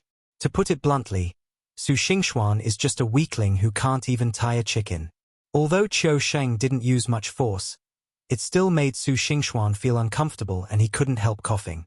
Seeing this, Qiu Xing quickly let go of Su Xingxuan and said with a wry smile, "Junior brother, you are a little weak." Su Xingxuan glanced at Qiu Sheng's muscular arms and cursed him inwardly, calling him a human Tarzan. He smiled and said nothing. Meanwhile, Uncle Ju, already dressed in his Taoist robes, came out, glared at the group, and shouted, "What are you all doing? The apprenticeship ceremony is about to begin. Why don't you keep quiet?" Seeing this, the three of them immediately became serious. Qiu Sheng Wenkai stood aside, leaving Su Xingxuan standing alone in the middle of the hall. Uncle Ju picked up 3 incense sticks and lit them. He chanted silently for a while before inserting the 3 incense sticks into the incense burner. Then he held a peachwood sword, sat on the armchair with a bold look, and glanced at Qiu Xing. Qiu Xing suddenly shuddered and shouted, "Disciple, I will kneel 3 times and kowtow 9 times to offer tea to the master." Upon hearing this, Su Xingxuan's face immediately became serious. He knelt down in front of Uncle Ju and kowtowed 9 times respectfully. Wan Cai, who was standing by, handed the teacup that he had prepared long ago to Su Xingxuan. Su Xingxuan took the teacup with both hands, passed it over his head, and presented it to Uncle Ju. Seeing this, Uncle Ju smiled, took the teacup, took a sip and put it aside. "Disciple, I listened to your instructions." Qiu Sheng called out again upon seeing this. Uncle Ju's face was filled with a solemn expression as he spoke with great seriousness. "I am a descendant of the Maoshan lineage. Today, I report to heaven and earth, and to our ancestor, that I accept Su Xingxuan, a native of Wangshan town, as my disciple. I hope you will strictly abide by the sect's rules, respect your teachers, be courteous to your fellow disciples, punish evil and promote good, and refrain from committing crimes or taking lives. If you disobey these rules, you will be punished by heaven and earth." Disciple obeys the order. Su Xingxuan responded quickly after hearing the words. The ceremony is over. Following Qiu Sheng's loud shout, Su Xingxuan stood up and smiled at Uncle Ju, "Master." "Well," Uncle Ju nodded, "now that you've entered my sect, I have to teach you. We belong to the Maoshan lineage, and we practice Maoshan Taoism, specializing in exorcising corpses and ghosts, and exorcising demons and evil spirits. However, I also know a little about feng shui, fortune-telling, and martial arts. Just take a look at what you want to learn." Hearing Uncle Ju's words, Su Xingxuan said without hesitation, "Master, I want to learn the Taoist arts of driving away corpses and catching ghosts, exorcising demons and warding off evil spirits. As for the other things, if I still have energy after practicing, it won't be too late to ask Master for guidance." "Well, you are quite ambitious." Uncle Ju looked at Su Xingxuan with satisfaction, thinking that he was indeed a person with a destiny with Taoism. Maybe Xingxuan would inherit his mantle in the future. Thinking of this, Uncle Ju couldn't help but glance at Qiu Sheng and Wan Cai. These 2 disciples were distracted and had learned some unorthodox techniques and martial arts very well, but they never took the orthodox techniques seriously. To be honest, it's not Qiu Sheng Wenkai's fault. In this Dharma-ending age, even a gifted person like Uncle Ju may not be able to achieve much, not to mention that Qiu Sheng Wenkai's aptitude is not high to begin with. Take Su Xingxuan for example. If it weren't for the abundant spiritual energy in the main world and the treasure like the Gate of All Wonders, he probably wouldn't have chosen to practice Taoism. After a pause, Uncle Ju continued, "Since you want to practice Taoism, I'll tell you some things about it first. Under heaven, whether it's Taoism, Buddhism, ghosts, monsters, or goblins, the practice is generally similar. Generally speaking, it's divided into 3 realms: Qi realm, Spirit realm, and God realm, with 12 levels. These 3 realms can generally be called the Daoist realm, the True Man realm, and the Heavenly Master realm. Of course, this is our Taoist view. Other Buddhists, demons, ghosts, and the like also have other views. But no matter what the view is, it all comes down to these 3 realms. I will explain it to you in detail later." As he spoke, Uncle Ju glanced at Su Xingxuan, who looked very serious and nodded in satisfaction. Then he looked at Qiu Sheng and Wan Cai, and saw that the two of them were distracted and had no intention of listening at all. Uncle Ju was immediately furious. He heard two loud slaps and slapped one of them on the head, making the two of them grimace in disbelief. "Hey, master, what are you doing?" Qiu Sheng shouted, and Wensai looked at Uncle Ju with a look of grievance. Chapter 10: The Three Realms of Taoism. Seeing this, Su Xingxuan couldn't help but laugh secretly. It turned out that Uncle Ju really held grudges like in the movies. However, his expression was calm and composed, as if he didn't care about anything that was none of his business. This made Uncle Ju nod his head repeatedly, showing that he was a calm and steady person. Glancing unhappily at Qiu Sheng and Wen Cai, Uncle Ju continued, "Speaking of these three realms, they are divided into 5 levels of qi, 4 levels of ling, and 3 levels of shun, for a total of 12 levels. The first level is called drawing qi into the body. As the name suggests, it involves drawing the spiritual energy from the universe into the body, achieving the state of unity of body and soul. While this unity of body and soul sounds impressive, it's just an ordinary method. It's not even the beginning of Taoism. Drawing qi into the body can only draw spiritual energy into the body and nourish it. If we really want to talk about its effectiveness, I'm afraid it's not as powerful as those martial arts techniques. If ordinary people want to draw qi into their bodies, the time required will vary greatly depending on their individual aptitude. But after all, it's just about cultivating the sense of qi. No matter what, 3 to 5 days at the least, and 7 to 8 days at the most, will be enough. Only your second senior brother took 9 days to draw qi into his body, which is not very useful." As Uncle Ju spoke, he felt even more disappointed in Wensai and glared at him fiercely. Wensai couldn't help but pout when he saw this. His face was wrinkled like a bun, and the word grievance was almost written on his face. Qiu Xing laughed secretly at the sight. Shaking his head, Uncle Ju sighed and said, "This second realm is called storing qi in the body. After guiding the qi into the body, you must try to guide the spiritual energy into the dantian and transform it into magic power. It is not easy to achieve this. Storing qi in the body can be said to be the beginning of entering the Tao and building the foundation. It is also the entry level for us to practice Taoism. It is crucial. Now that the spiritual energy of heaven and earth is dissipating, it is impossible to achieve this step without hard work. As the saying goes, the path of Taoism is like ascending to heaven. This 100 days of foundation building is just like this. Those with good aptitude may be able to achieve it in a dozen days. Those with poor aptitude may need several years. Your two senior brothers, Qiu Sheng, spent almost a year to enter the contained qi realm. His literary talent is even worse. It has taken him several years to barely reach the contained qi realm. It is not stable enough, and his magic power sometimes dissipates. He is only half-baked." Hearing this, Su Xingxuan couldn't help showing a trace of difficulty on his face. It seemed that practicing Taoism was really not a simple matter. It would take several years at most. He didn't know how long it would take before the plot began. After all, this was just a film and television world. If the plot ended, his luck would probably disappear. Even after entering the world of the heavens, would he still not be able to learn any cultivation? Seeing the difficulty on Su Xingxuan's face, Uncle Ju's heart skipped a beat. He secretly thought that it was not good. He sighed too much and frightened his little disciple. But he quickly said, "But Xingxuan, you don't have to worry. I have calculated that you are born with a predestined relationship with Taoism, so your aptitude must be good. The reason why your two senior brothers are advancing slowly is that their minds are not pure and they are lazy in practicing." Qiu Sheng spent his time on martial arts day after day, which took him a year. Otherwise, it would take a year to complete the qi containment realm. 100 days is more than enough. After hearing this, although Su Xingxuan knew that Uncle Ju was just comforting him, he felt much better. He gave Uncle Ju a faint smile and nodded. "Thank you, Master. I understand. Please continue."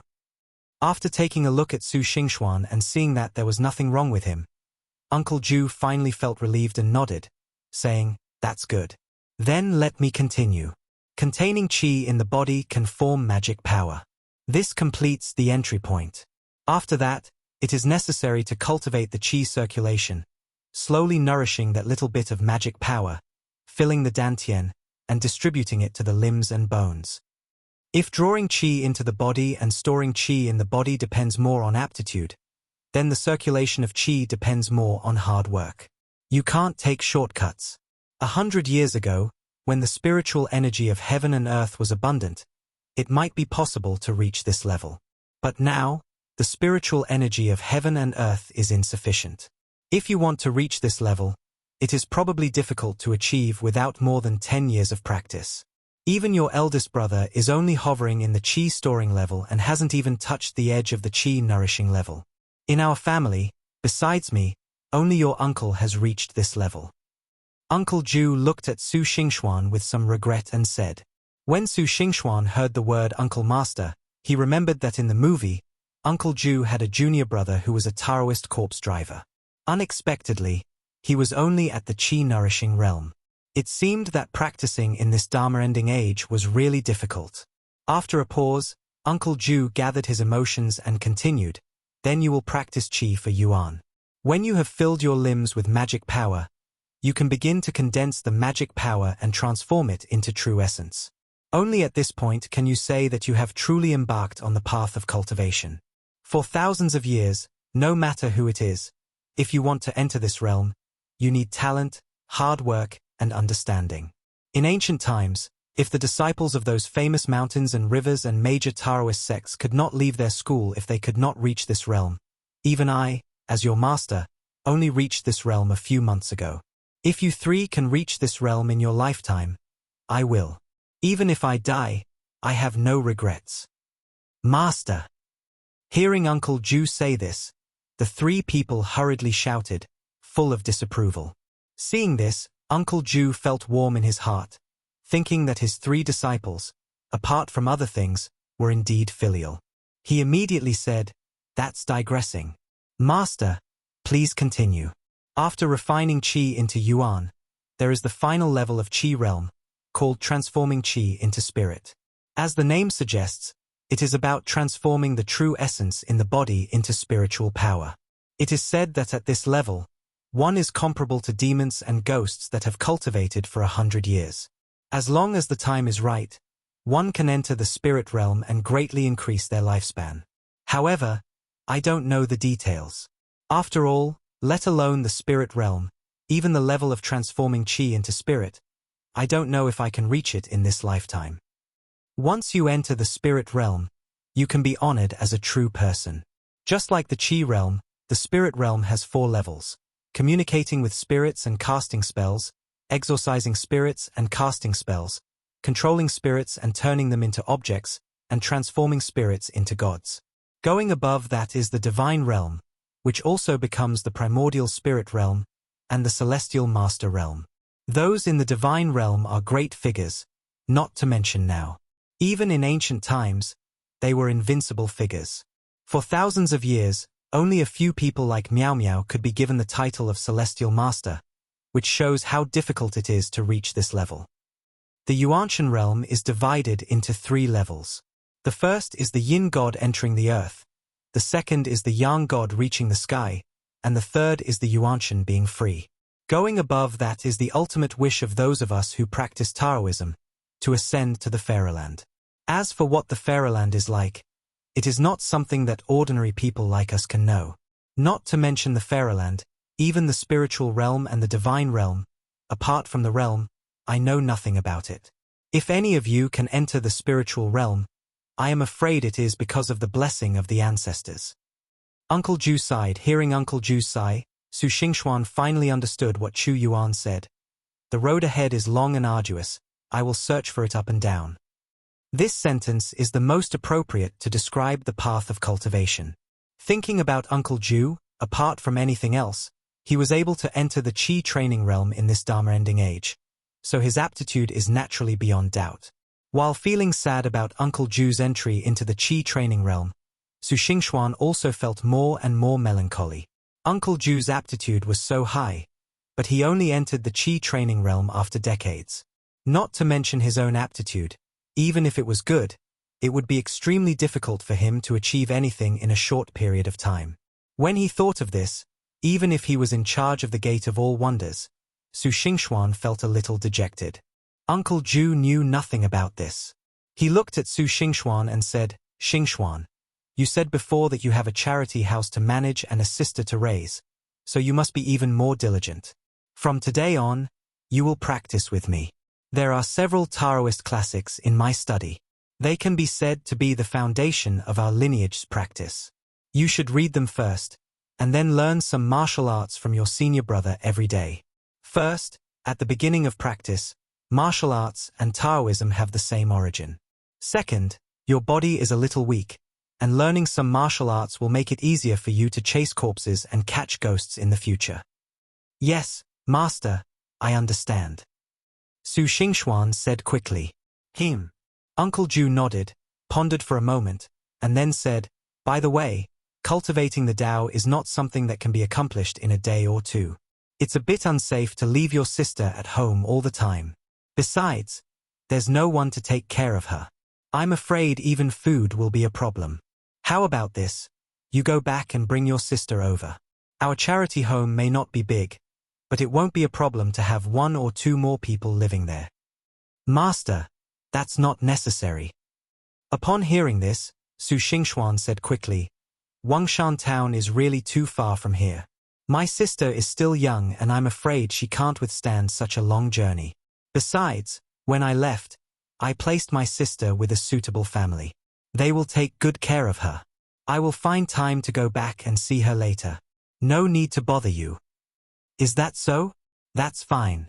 After all, we masters and disciples are all grown men. It's indeed not right for your sister to stay here for too long. Since you have made arrangements, I won't say much. Come with me. I will teach you the entry method. You can start practicing from today and try to sense the spiritual energy as soon as possible and complete the process of guiding the energy into your body." Uncle Ju didn't delve into it after hearing this. He nodded and said to Su Xingxuan. Su Xingxuan finally breathed a sigh of relief. Fortunately, Uncle Ju did not delve into the matter. Otherwise, he would have to conjure up a younger sister from nowhere. He couldn't bring Zhong Qingyao with him, so he followed Uncle Ju and was about to leave. At this moment, Wansai suddenly jumped out, "Master, Master. What's wrong again?" Uncle Ju looked at Wansai impatiently, and Su Xingxuan was also full of confusion. Wansai smiled foolishly and said, "Master, you see, now that I have a junior apprentice, I will be responsible for cleaning, burning candles, washing clothes, cooking, and offering sacrifices to the corpse, right? You should do it." Before Wansai finished speaking, Uncle Ju already knew what he was thinking and interrupted him without thinking. Wansai was choked by Uncle Ju's retort.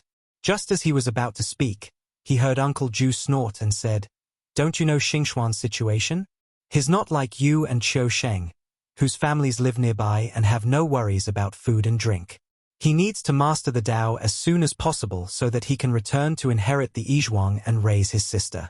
Therefore, every bit of his time must be spent on studying. As a senior brother, how can you bear to let him do these trivial things while he's studying? Don't say such things again in the future. If I see you whining and having these little thoughts again, I'll show you how I'll deal with you." "Oh, I see." Wansai pouted and said reluctantly. Uncle Ju shook his head when he saw this and led Su Xingxuan into the study. After they left, Qiu Sheng shook his head, stopped Wansai, and pointed towards the study, saying, "Well, did you figure it out? What did you see?" Wansai looked at Qiu Sheng with a puzzled look on his face. Seeing Wansai's puzzled look, Qiu Sheng couldn't help but roll his eyes at him and said, "You really are stupid, can't you see that? Our master obviously likes this new junior brother. He is partial to me. Humph, tell me, cleaning, burning candles, washing clothes and cooking have always been my junior brother's chores. They used to be mine, but now that you are here, aren't you doing them? And now, TSK, relying on his young age and ability to talk, he acts like a well-behaved and obedient boy and shows off in front of the master. Didn't you see that the brat looked like he was listening attentively when the master was talking? It's so infuriating. If it weren't for him, how could the master dislike the two of us? Now that the master is so partial, who knows, he might even ride on our heads in the future.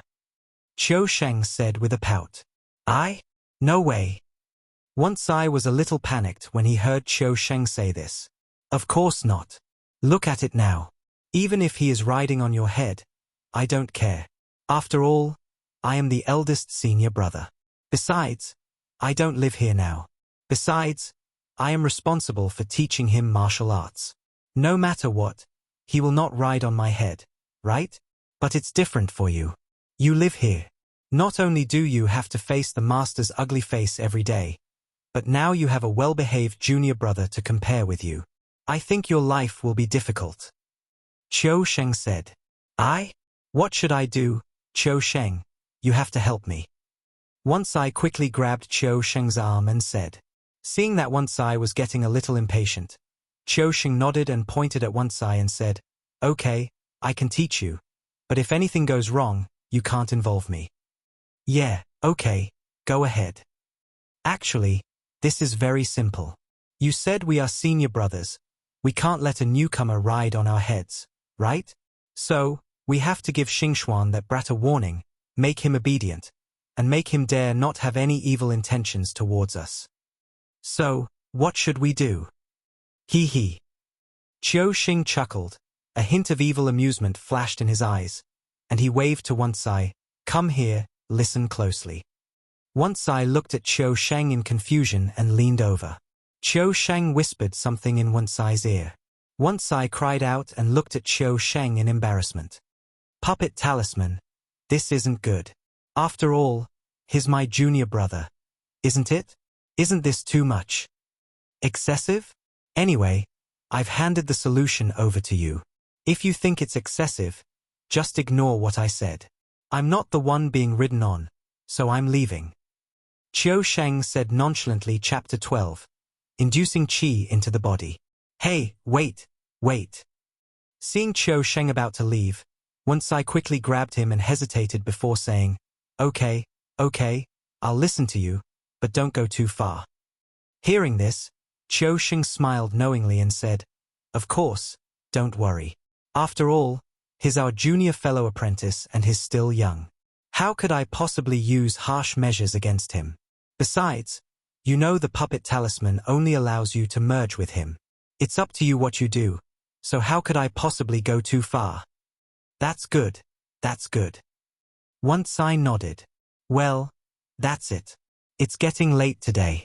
My aunt will scold me if I go back late. I'll go back first. When we have a rest tomorrow, we will give this junior brother a gift. Hee hee. Qiu Sheng said with a smile. On the other hand, aside from Qiu Sheng Wenkai's plan outside the house, inside the house, Uncle Ju had already passed on the introductory formula of cultivation to Su Xingxuan. How is it? Have you memorized it? Is there anything you don't understand? I remember it. There's nothing I don't understand. Thank you, Master. Su Xingxuan thought about the formula that Uncle Ju passed on to him. He felt that he remembered it very clearly and there was nothing he didn't understand. Then he nodded.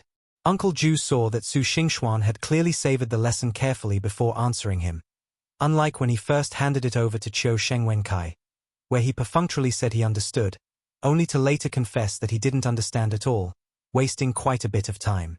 He was immediately satisfied, but he couldn't help but remind him, it's best if you understand, but don't pretend to understand when you don't. If there's anything you don't understand, feel free to ask. You and I are master and disciple, and there's nothing we can't talk about.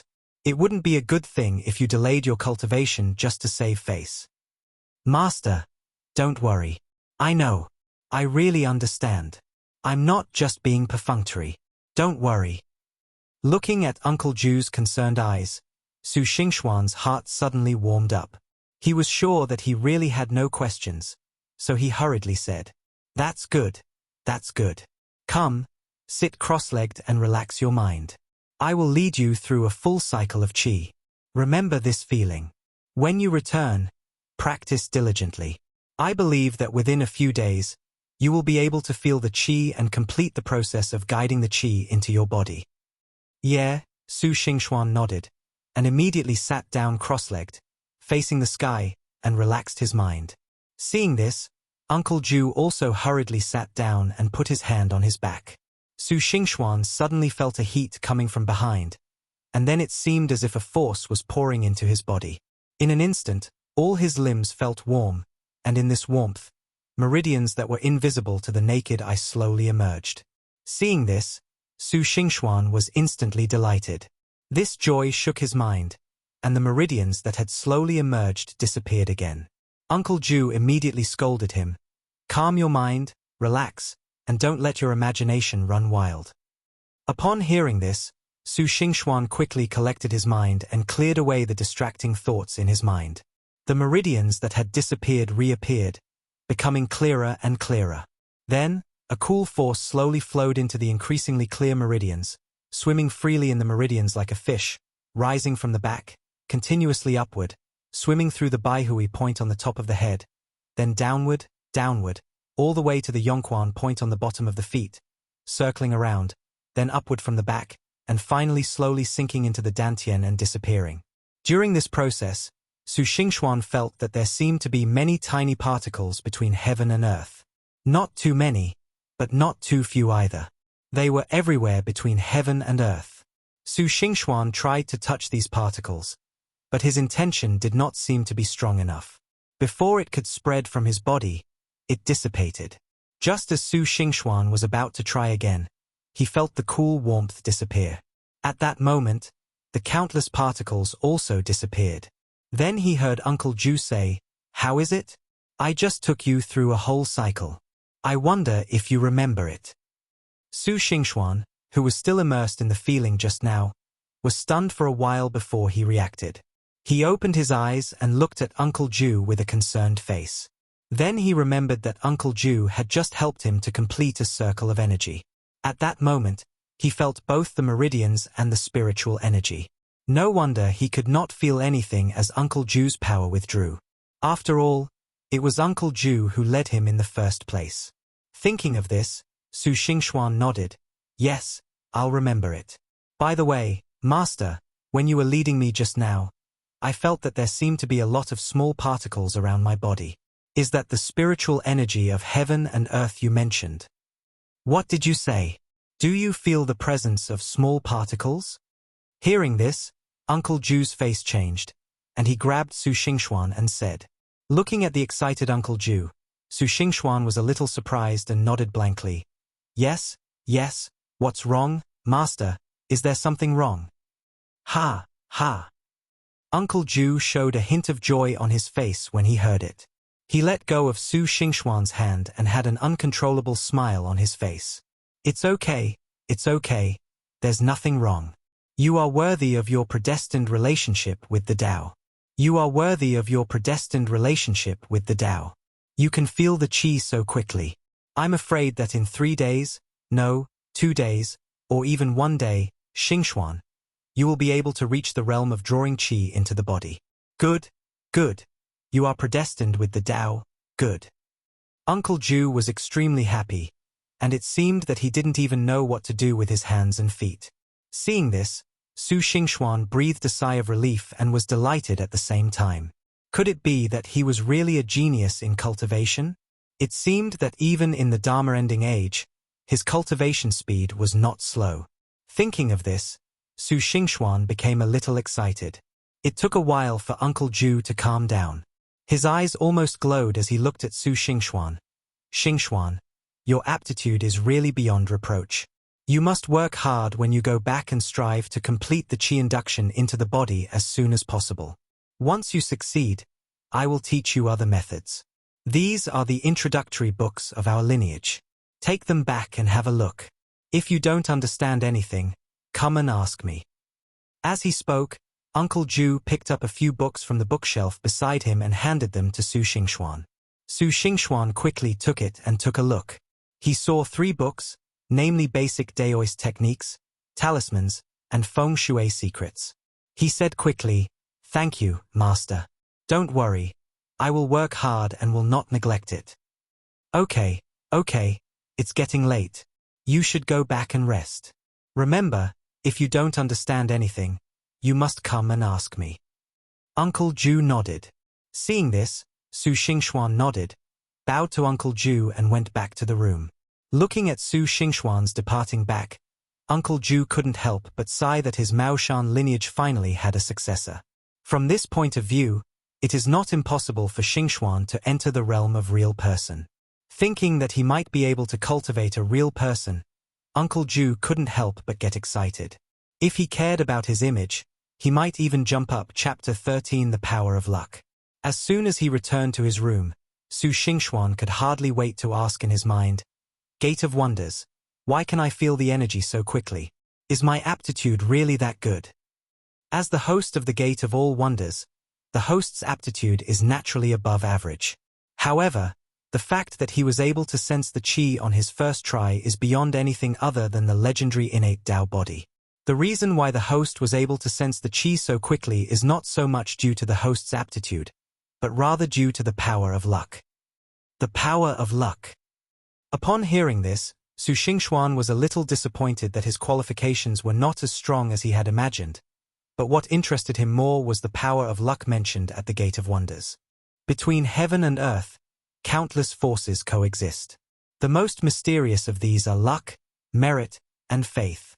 Of these three forces, luck is the most mysterious. With sufficient luck, everything will go smoothly. With insufficient luck, fate is inevitable. The mystery of luck is so profound that even a Deluo immortal would find it difficult to fully explain it. Even the supreme Tao ancestor cannot grasp its true meaning. However, even so, it does not hinder the effect of the power of destiny. The host should know that this world is the world in movies and TV dramas, and Uncle Ju is the son of destiny in this world. Now that the host has become Uncle Ju's disciple, the master and disciple's destiny are connected, and the host has naturally gained the protection of the destiny of this world. With the help of destiny, the host's cultivation will naturally be twice as effective with half the effort. It is not uncommon for him to be able to sense the energy on his first practice. Really? Su Xingxuan's eyes lit up. Of course, host, please take a look.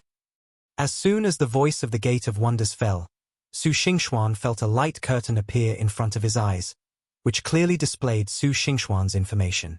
Name, Su Xingxuan. Gender, male. Age, 18. Cultivation, none, drawing qi into the body. Luck, 120. Su Xingxuan exclaimed as he looked at the information and asked, Gate of Wonders, why is there a parenthetical phrase drawing qi into the body after my cultivation level? Also, I remember my luck wasn't 0? Where did these 120 points of luck come from? Although the host still has no cultivation, he has already sensed the qi. It can be said that he has stepped halfway into the realm of drawing the qi into the body. He is only one step away from entering. That's why there is the bracketed drawing the qi into the body. As for the qi luck, I have already said that after the host became Uncle Ju's disciple, he was connected with his qi luck, and thus gained the qi luck of this world. Of these 120 points, 100 come from the master-disciple relationship between the host and Uncle Ju, and the other 20 come from Qiu Shang and Wen Cai. Although they are not the children of destiny in their own world, they are also the people of destiny in this world. The host is connected to their destiny and has also gained a part of it. Is that so?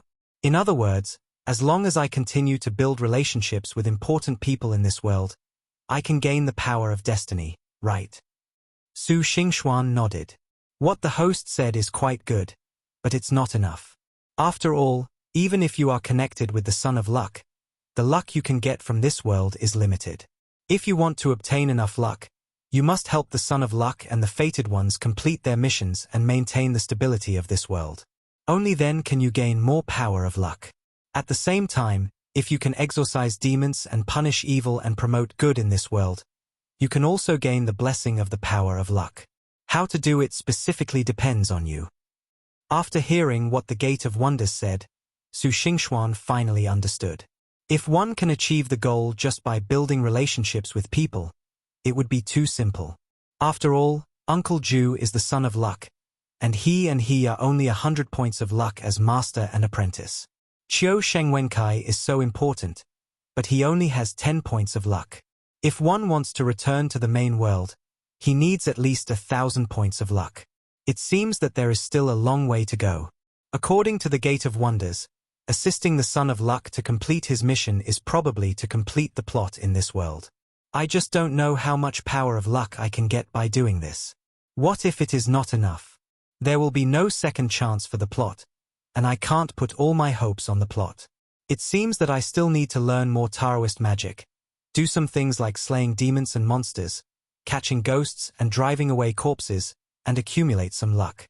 Thinking of this, Su Xingxuan hurriedly took out the 3 books given to him by his uncle from his arms. Among them, the secret book of Feng Shui was thrown aside by him first. The way of Feng Shui was obscure and difficult to understand. It was difficult to achieve even a small degree of success without decades of practice. Uncle Ju had mentioned Qiu Sheng several times before, and he was quite disliked of his diligence in martial arts and Taoism. However, in Su Xingxuan's view, although Uncle Ju was knowledgeable, if he was not distracted by too many miscellaneous studies, he might not be unable to enter the spiritual realm with his status as the Son of Destiny. Therefore, although Su Xingxuan was interested in the art of Feng Shui, he chose to give up, at least not to study it in this world. Perhaps after returning to the main world, without the pressure of accumulating luck, he would practice it a little. But now, time is running out, so he decided to give up. The 2 books he gave birth to one basic Taoist magic and the other basic talismans. Su Xingxuan hesitated for a moment and finally put down the basic Taoist magic. Although basic Taoist magic and basic talismans are the same, both need to cultivate magic power before they can be used. But the difference is that basic Taoist magic can only rely on oneself, while basic talismans are different.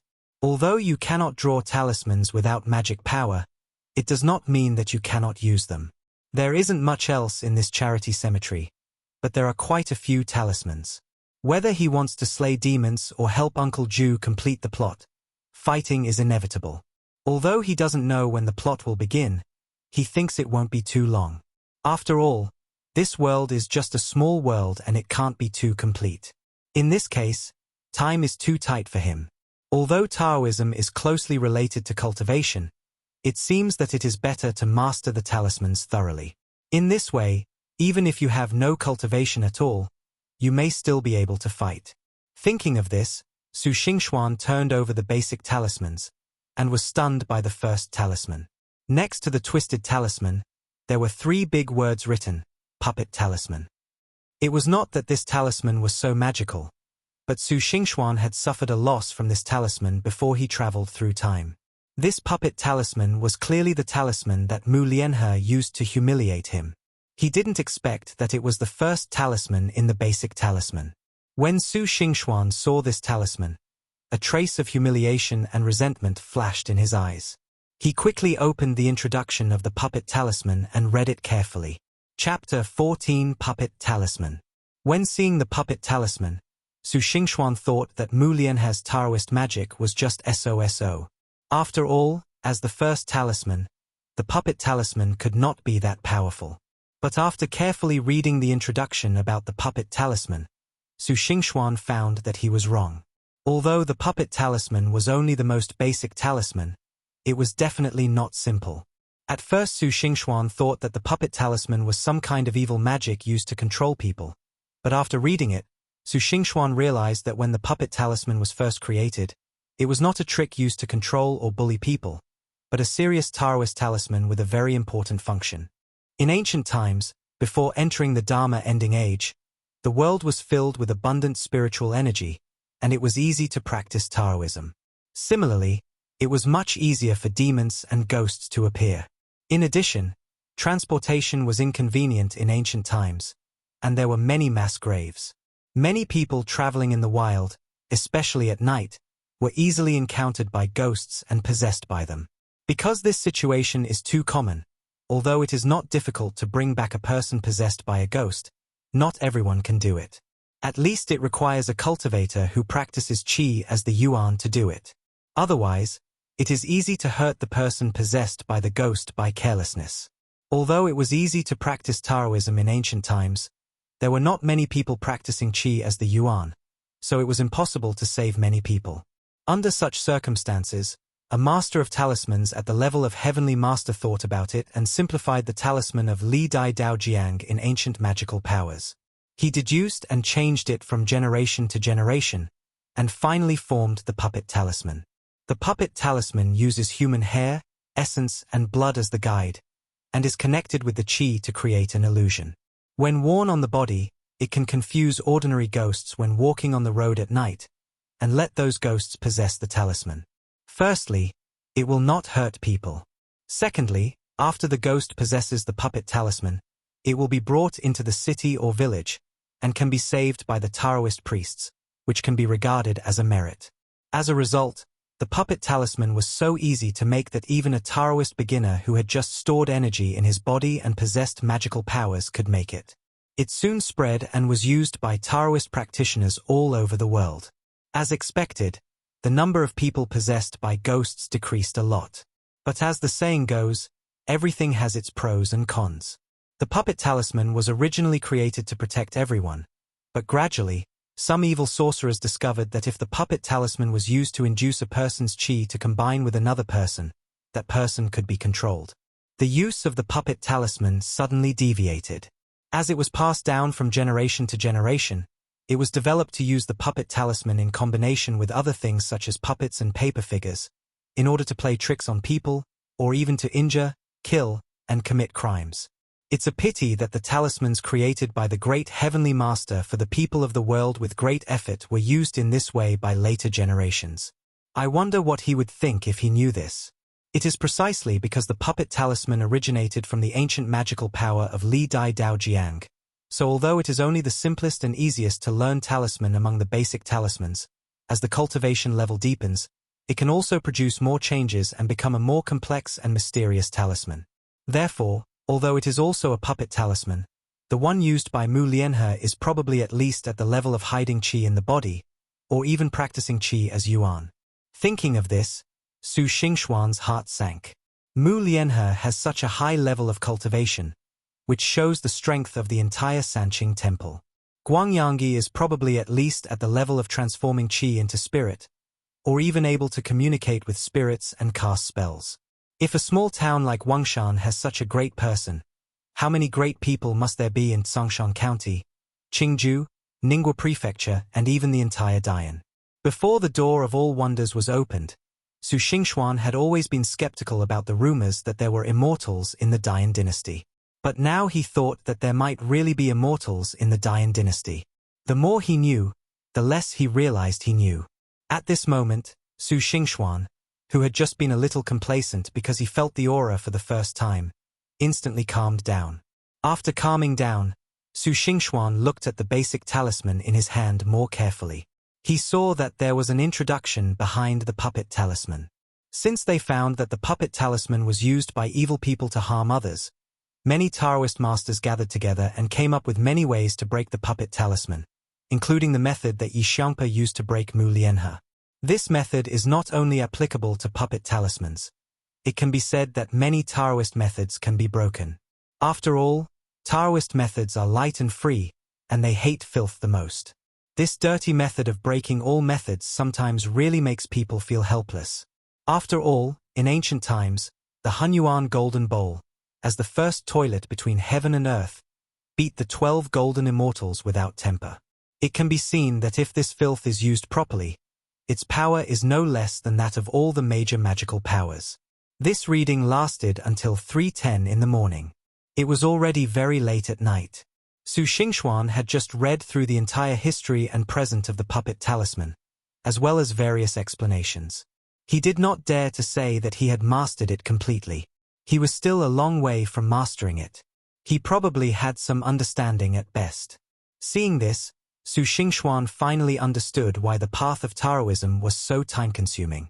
He had been looking at a simplest talisman for so long but still couldn't understand it, let alone those advanced talisman techniques. Moreover, he was just watching quietly. As for taking action or even drawing talismans, he had no idea how long it would take. No wonder Qiu Sheng and Wensai had difficulty learning Taoism. After all, both of them were distracted. Qiu Sheng was considered to have good aptitude for being able to enter the qi conservation realm. After sighing for a while, Su Xingxuan put down the basic talisman in his hand. More haste makes waste. Instead of fighting with the puppet talisman, it is better to put it aside and improve his cultivation first. Su Xingxuan sat cross-legged, with his 5 hearts facing the sky, his eyes closed, and his mind focused. He began to practice according to the method taught by Uncle Ju before. At the beginning, no matter how hard Su Xingxuan tried, he could not feel the meridians, airflow, small particles and the like that he had clearly sensed before. Fortunately, he had the experience once, so he knew not to get anxious or distracted, but to work hard slowly and steadily. Gradually, just when Su Xingxuan felt his legs were a little numb, the meridians slowly emerged, and countless small particles gradually appeared in his mind. Su Xingxuan was suddenly happy, and then tried harder to calm his mind, extending his mind to touch the spiritual energy of heaven and earth. But just like before, the mind dissipated before it even left his body. Su Xingxuan was not angry, he just sent out his thoughts again. Just like that, time and time again and again. Gradually he entered a stable state, and he didn't feel the passage of time at all. Chapter 15. A Show of Power. In this chaotic state, unaware of the passage of time, Su Xingxuan unconsciously extended his thoughts again and again. Finally, without realizing it, his thoughts were able to extend beyond his body. Although they did not last long before dissipating, it was a great improvement compared to before. Su Xingxuan still knew nothing about this, and continued to extend his thoughts again and again. Finally, the thoughts finally touched the spiritual energy of heaven and earth. The smiling particles fell on the thoughts, and suddenly it seemed to weigh 1,000 pounds. As soon as the thoughts landed on it, they were crushed by the huge force. But Su Xingxuan still extended his thoughts as usual, spreading them out once, twice, and 3 times. He didn't know how many times he tried. Finally, the thoughts were shaken and trembled by the particles manifested by the spiritual energy of heaven and earth, but they did not disperse. Instead, slowly, like a spider catching its prey, the thoughts wrapped up the spiritual energy of heaven and earth bit by bit, and then pulled it back. In this way, Su Xingxuan tirelessly extended his thoughts. He didn't know how long it had been, but he heard a loud squeak, which instantly awakened Su Xingxuan from this state. Before he opened his eyes, he felt a shaking, and then he heard Qiu Sheng's loud voice ringing in his ears. Wake up, the sun is already shining on your butt. Why don't you get up? If you are so lazy, why are you still practicing Taoism? Su Xingxuan opened his eyes upon hearing this, and saw Qiu Sheng standing before him, wearing a thin short outfit, his solid muscles well-proportioned and well-defined. He folded his arms, looked at him, and said, "Oh, I didn't expect you to be so hard-working. But you don't have to pretend to be diligent. The master won't get up at this time.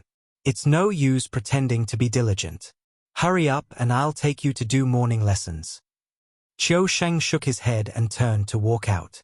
At this time, Su Xingxuan's somewhat confused mind slowly came to light. Looking at Qiu Sheng's departing back, he found that although it was not yet dawn outside the door, it was already dawn. Looking at the dim sky, Su Xingxuan was shocked. He had clearly started meditating at 3 o'clock in the morning, but how come it was already dawn without him feeling any time had passed? Could it be that he had been sitting all night? Thinking of this, Su Xingxuan moved his legs that were still crossed together.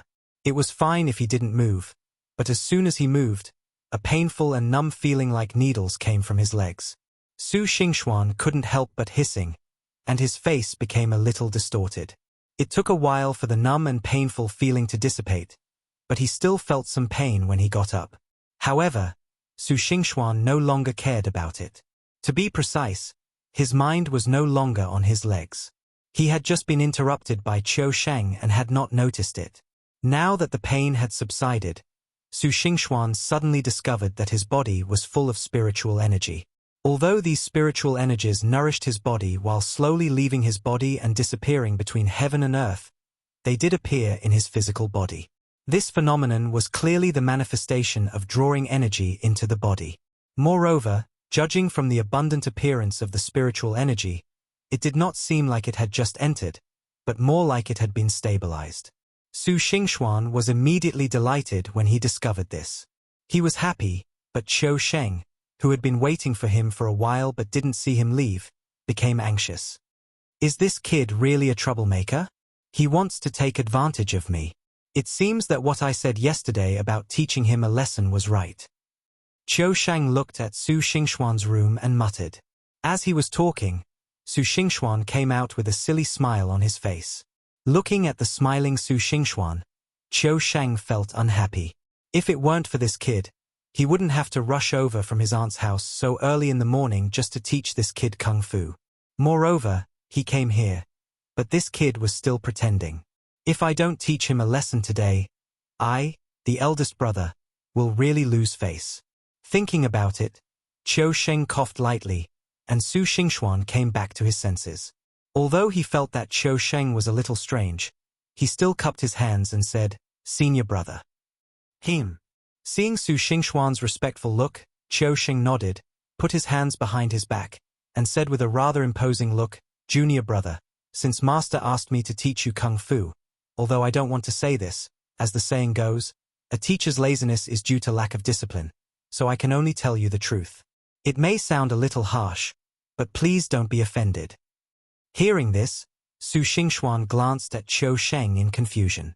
What did Qiu Sheng mean? Why did he seem to have a hidden agenda? Although he was puzzled, he bowed and said, "Of course, senior brother. Just say whatever you want to say." "Well, since you said so, I'll be frank." Qiu Sheng nodded, paused, and continued. "When it comes to practicing martial arts, the key is to train hard in the coldest days of winter and the hottest days of summer. The most important thing is diligence. Let's not talk about anything else. Just today. When I rushed over from town, you hadn't even gotten up to do your morning exercises yet. That's seriously wrong. But since it's your first day and you don't know what to do, I won't pursue it. But in the future, if you behave like this again, don't blame me, your senior brother, for being ruthless. Don't blame me when I punish you." Hearing this, Su Xingxuan frowned slightly. Although Qiu Sheng's words were not wrong, he felt that he was vaguely targeting him. However, looking at Qiu Sheng's serious face, Su Xingxuan hesitated for a moment and nodded. "Yes, brother, I understand. I will pay attention next time." "That's good. It's getting late. We can talk about these things later. The most important thing is to practice kung fu. As the saying goes, strength starts from the feet. Hands are two doors. It all depends on kicking. For those of us who practice martial arts, the lower body is the most important thing. It is also the foundation of all kung fu. If the foundation is not stable, the kung fu will not be good. Come, learn from me. Start with a horse stance. It will only take an hour." Qiu Sheng shouted, and spread his legs as if he was riding a horse. The muscles all over his body were tense, as if he was about to explode at any time. 1 hour. Su Xingxuan's heart skipped a beat when he heard this time. In ancient times, 1 hour was 2 hours. Looking at Qiu Sheng's standing posture, it was a question whether he could last for 10 minutes. When he suddenly heard 2 hours, Su Xingxuan couldn't help but scream. Seeing Su Xingxuan's expression change, Qiu Sheng's eyes suddenly flashed with pride. "Humph! A newbie can stand in a stance for half an hour at most. If I can't kill you in an hour, you won't know how powerful I am if I don't show you my power." Chapter 16 Horse Stance. After hesitating for a moment, seeing Qiu Sheng's serious look, Su Xingxuan still stood up like Qiu Sheng. Seeing this, Qiu Sheng's eyes flashed with surprise. This kid is quite serious about his work. When he thought about when he first started to stand in the stance, although he looked pretty good, he was definitely not like this kid. He did it completely according to his own way. Thinking of this, Qiu Sheng's desire to give Su Xingxuan a warning faded a lot. He thought that if this kid really couldn't hold on after half an hour, he would just find a way to let him rest.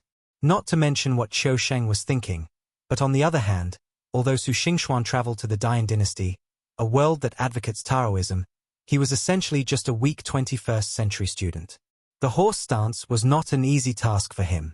He had only stood for a few minutes when he felt a pain in his legs, and the originally stable horse stance began to shake. Stand still, don't move. Just when Su Xingxuan's body was shaking, Qiu Shang beside him suddenly frowned and shouted. Although the voice was not loud, it was like thunder in Su Xingxuan's ears. Hearing Qiu Shang's words, Su Xingxuan gritted his teeth, tried his best to press his body down, and gripped the ground tightly with his feet. This time, although he stabilized his body, every time he exerted force, his sore and numb legs felt as if countless small ants were crawling on them. The numbness like an electric shock made him tremble uncontrollably. At the same time, a pain gradually rose from his legs. To say that this pain is really that painful is not that serious, but the pain lasts for a very long time, as if there is no end, and it merges with the soreness and numbness. The feeling of soreness, numbness, swelling, and pain cannot be said to be torture, but it is definitely not something that a weakling in the 21st century can endure. In just 10 minutes, Su Xingxuan's body was already drenched in sweat, and his face was slowly turning purple-red as he hesitated to endure the numbness and pain, holding his breath and trying hard to steady his body. Veins were bulging, and beads of sweat as big as beans fell to the ground one by one like pearls that had broken off the string. Even so, Su Xingxuan's body still felt a pain from time to time, and his legs seemed to cramp and tremble violently, and the strength that he had gathered with great difficulty would dissipate. Every time this happened, a sound of breaking air would be heard in the air, and then a vine would arrive as promised and fall on his back. The cane hit Su Xingxuan's back without much force, and it would not make his body unstable, but the effect was full. It looked easy, but it hit the most painful acupuncture point on the back of the human body. The piercing pain instantly forced Su Xingxuan to cheer up and stand with gritted teeth. In this way, Su Xingxuan felt for the first time what it meant to live a day. No, to live every second like a year. Every second, whether it was the numbness and swelling in his legs, or the profuse sweat caused by gritting his teeth and holding his breath, even the touch of each drop of sweat running across his body was so unbearable.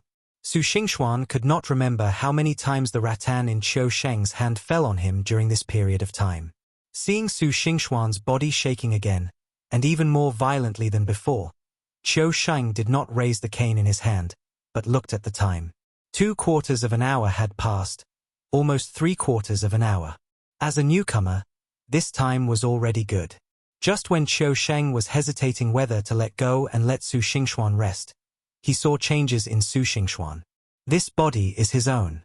How could Su Xingxuan not know that the shaking was so severe this time? Feeling the increasing pain in his legs, which was so painful that it was unbearable, Su Xingxuan really felt that he had no strength left. A feeling of powerlessness surged from the bottom of his heart. Just when Su Xingxuan told himself in his heart that he had persisted for a long time and could not hold on any longer, he should take a rest and try harder next time, Mu Lianhe's face that day emerged in his mind. Thinking of that pair of contemptuous eyes, and thinking of Mu Lianhe looking at him as if he were a chicken, a dog, or a beast in the forest, Su Xingyu gritted his teeth again. No, I have to hold on a little longer. Just hold on a little longer. Just as Su Xingxuan kept telling himself to hold on a little longer, his body's load had reached its limit. Just when his last bit of strength was about to be exhausted, suddenly, a force surged out from his limbs and supported Su Xingxuan's body that was about to fall to the ground. Not only that, the force spread to his limbs and bones, and in an instant, Su Xingxuan felt as comfortable as if he was immersed in warm water. When that force fell on his legs, the feeling of numbness, swelling and pain was immediately relieved a lot. The comfortable feeling of the numbness disappearing almost made Su Xingxuan moan. After feeling comfortable, Su Xingxuan finally realized what was going on and immediately felt the changes in his body. He discovered that just when his strength was exhausted, the spiritual energy of heaven and earth that had not yet dissipated in his body instantly penetrated into his limbs and bones, making up for the originally missing strength. It is precisely because the spiritual energy of heaven and earth has the function of nourishing the body that Su Xingxuan feels a sense of comfort. Seeing this, Su Xingxuan was immediately delighted. With his strength restored, he became more determined. He secretly exerted his strength, grabbed the ground with his feet, and stabilized his shaking body. When Qiu Sheng was about to ask him to stop, he saw that Su Xingxuan, who was originally a little listless and shaking, suddenly seemed to have taken a tonic. He was not only full of energy, but also became refreshed. His shaking body also stabilized. Not only did it not shake anymore, but it seemed to be 3 times more stable than at the beginning. Seeing this situation, a hint of suspicion flashed in Qiu Sheng's eyes, but he gave up the idea of asking Su Xingxuan to stop and stood aside to continue watching. Although he had the help of the spiritual energy of heaven and earth, it was not omnipotent after all. Even if it was, relying on the little spiritual energy in Su Xingxuan's body now, it would not be able to accomplish anything big. So soon, Su Xingxuan's body began to shake again. However, with the experience from last time, Su Xingxuan still gritted his teeth and persisted. When the last bit of his strength disappeared, another stream of spiritual energy from heaven and earth surged out. This went on for the 3rd time until the spiritual energy of heaven and earth in his body was completely exhausted. Su Xingxuan's body then softened and he was about to fall to the ground. Chapter 17. Reap what you sow. Seeing that Su Xingxuan was about to fall to the ground, Qiu Sheng hurried forward to support him, thus preventing him from falling to the ground. Seeing Qiu Sheng's worried eyes, Su Xingxuan smiled and gasped for breath. Sure. I am considered to have passed the test, right? Hearing Su Xingxuan's words, Qiu Sheng was stunned at first. Then he realized what he was saying. He didn't expect that Su Xingxuan, a newcomer, could stand for an hour on his first attempt. Even Qiu Sheng had to admire his perseverance and persistence. Junior brother, you are awesome. Thinking of this, Qiu Sheng supported Su Xingxuan with one hand and raised a thumb to Su Xingxuan with the other hand, saying sincerely, "Brother, you are too kind." Su Xingxuan smiled when he heard that. "Hey, what's going on? Senior brother? What happened to my junior brother?" At this time, Wensai came out wearing only his inner clothes and holding a wash basin. He looked at Su Xingxuan, who was being supported by Qiu Sheng, and asked, "It's nothing. I've been doing horse dance for too long and I'm just a little exhausted." Qiu Sheng said casually. Then he supported Su Xingxuan and began to walk slowly to recover his strength. Wen Xiai thought to himself after hearing this, Qiu Sheng is quite nimble. Yesterday he said he would teach his junior brother a lesson, and today he made his junior brother tired to death. Looking at his junior brother like this, I'm afraid he will be afraid of Qiu Sheng in the future. What if he really rides on my head in the future? No, I can't fall too far behind. Thinking of this, Wensai quickly put down the wash basin in his hand, turned around and walked to the two of them, reaching out to help Su Xingxuan, and said with a smile, "Brother, you must be very tired after teaching this junior brother today. Let me take care of this little thing. Breakfast is ready. You go and rest first, and I'll help this junior brother walk for a while." Seeing Wensai's smiling face, Qiu Sheng looked at him in surprise. "Wensai, when did you become so kind?" "What? I've always been so kind. Okay." Wensai said unhappily, then glanced at Su Xingxuan and smiled. "Besides, junior brother is new here, and you, senior brother, should teach him martial arts. I can't help much, so I can only do something small to let junior brother know how good I am as a senior brother." Okay, senior brother. Go eat quickly, I'm here for you." Hearing Wensai say this, Qiu Sheng, who was not a very diligent person, nodded immediately and said, "Okay, it's rare that you have this intention. Then I'll leave my junior brother to you. I'll go and have a rest. I still need to teach you other things later." After saying that, Qiu Sheng left on his own. Watching Qiu Sheng leave, Wensai immediately smiled at Su Xingxuan and said, "Come, junior brother, I'll help you walk." Looking at the smile on Wensai's face, Su Xingxuan felt a little uneasy for some reason. He always felt that Wensai had bad intentions, but he nodded and said, "Then I'll trouble you, senior brother." "Oh, you're welcome." Wensai smiled, with a hint of cunning in his eyes. On the other side, Uncle Ju was sitting at the table drinking porridge. Seeing Qiu Sheng walk in, he couldn't help but ask, "Qiu Sheng, why did you come here alone? Where's Xingxuan?" Ask him to come and have breakfast together. Oh? Junior brother just started doing horse dance today and is a little exhausted. Wonsai is helping him walk a few steps. He'll probably come over once he's regained his strength. Wonsai was worried I was tired, so he asked me to come over and eat first. Qiu Xing said casually, picking up the porridge beside him and began to devour it. Oh, that's rare. When did he become so diligent? Uncle Ju smiled and didn't care. On the contrary, Qiu Sheng was slightly stunned when he heard this. Yes, Wonsai was notoriously lazy, so why did he become so diligent? Could it be a puppet talisman? Oh no, Wonsai was planning to use the puppet talisman to deal with Xingxuan. After what happened this morning, Qiu Sheng looked at Su Xingxuan with admiration. He no longer had the idea of playing a prank. Thinking that Su Xingxuan was now weak, it would be bad if he was harmed by the puppet talisman. Thinking of this, Qiu Xing suddenly stood up with a bang, turned around and ran towards the backyard, shouting as he ran, Wonsai, stop it. What's wrong? What happened? Uncle Ju was stunned by Qiu Sheng's reaction, and then hurriedly followed him. Wonsai, don't panic. Qiu Sheng ran to the backyard in a panic. Before he could finish his words, he was stunned. In the backyard, Su Xingxuan was sitting on a stone bench nearby. He was fine. Wonsai, who was supposed to be using the puppet talisman to deal with Su Xingxuan, was now naked, his hands and feet moving around uncontrollably. He looked at Qiu Sheng and said with a sad face, Qiu Sheng, save me. Uncle Ju, who had rushed over after hearing the news, was also stunned by the scene and frowned immediately. Puppet talisman.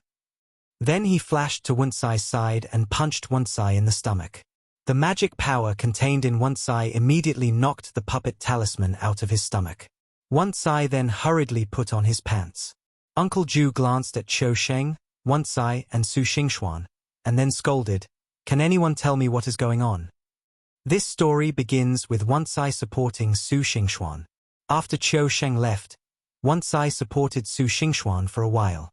Just when Su Xingxuan felt a little better, he suddenly felt a pain in his head. He turned around and saw Wonsai holding a strand of his hair. He said with a wry smile, Junior brother, I see you have a white hair, so I'll pull it out for you. Is that okay? Looking at the jet black hair in Wonsai's hand, Su Xingxuan frowned. Just as he was about to say something, Wonsai was already holding the hair and said, I see you don't mind, junior brother. So, you sit here for a while, and I'll help you throw away this white hair. Then he turned and ran away. If Su Xingxuan still didn't know that Wonsai had something to hide, he would be a fool.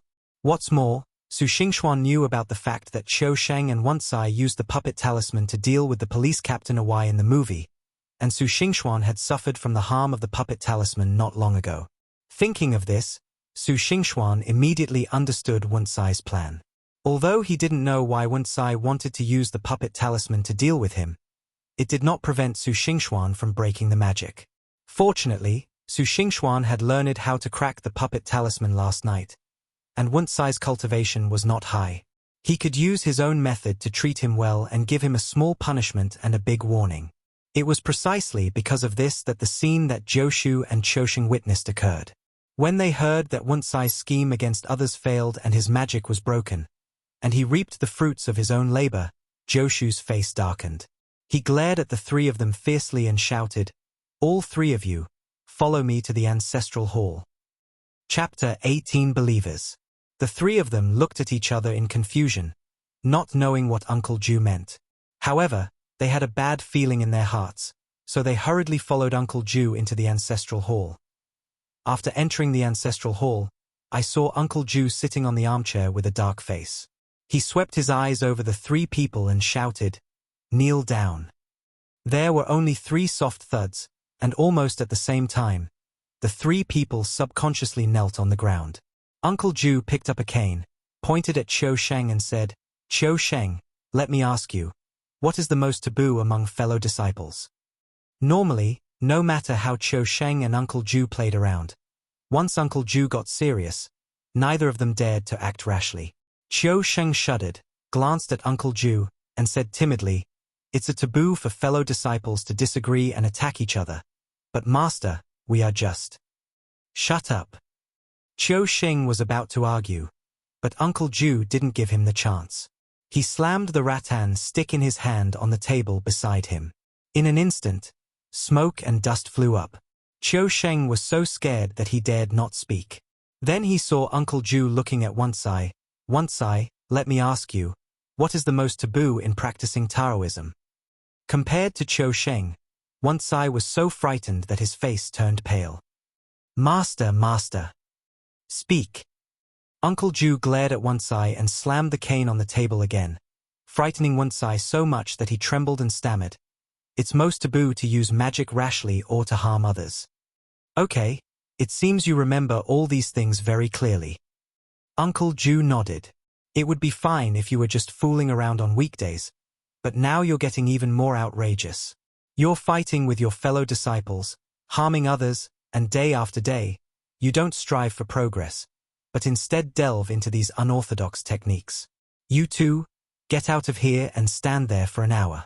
If you dare to mess around again, HMPH. Seeing that Uncle Ju was really angry, Qiu Shang and Wensai didn't dare to say anything more. They ran out quickly, each found an incense burner, lit the incense and candles, and started to do horse stance.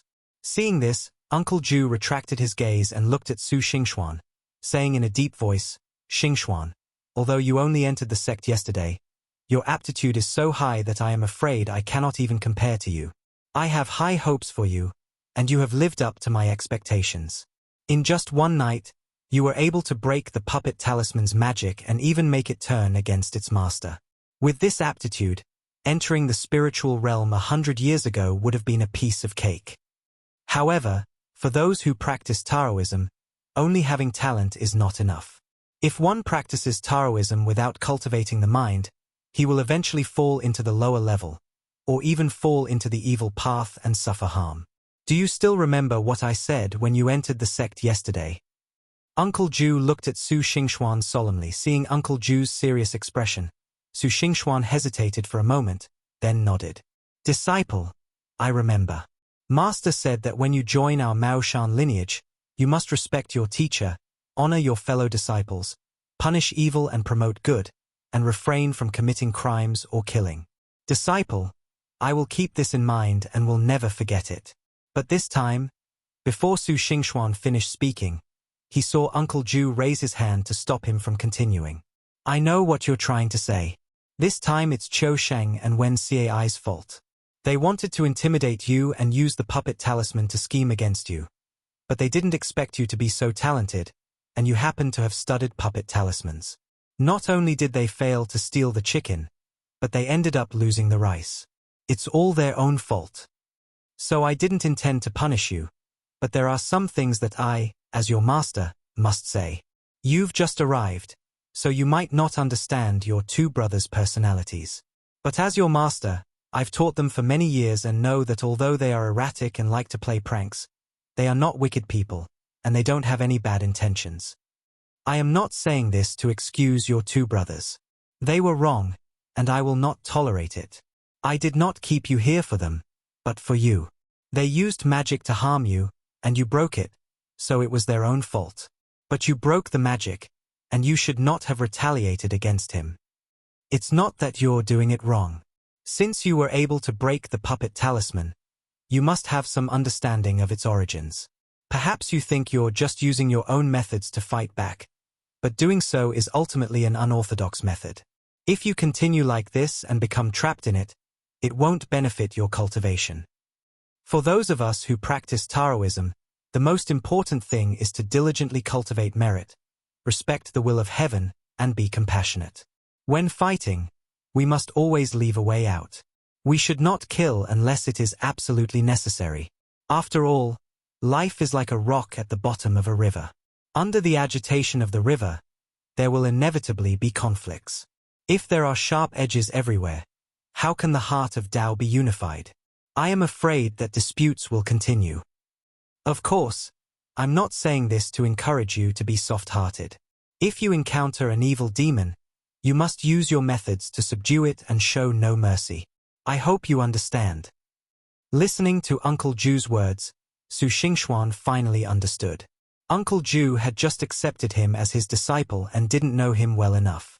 Seeing that he had broken Wuncai's magic, he was impressed by his own talent, but also worried that his heart was not right. He immediately bowed and said, "Master, I understand what you said. I will pay more attention to my cultivation in the future and will not go astray or commit crimes. I will go and apologize to senior brother Wuncai later.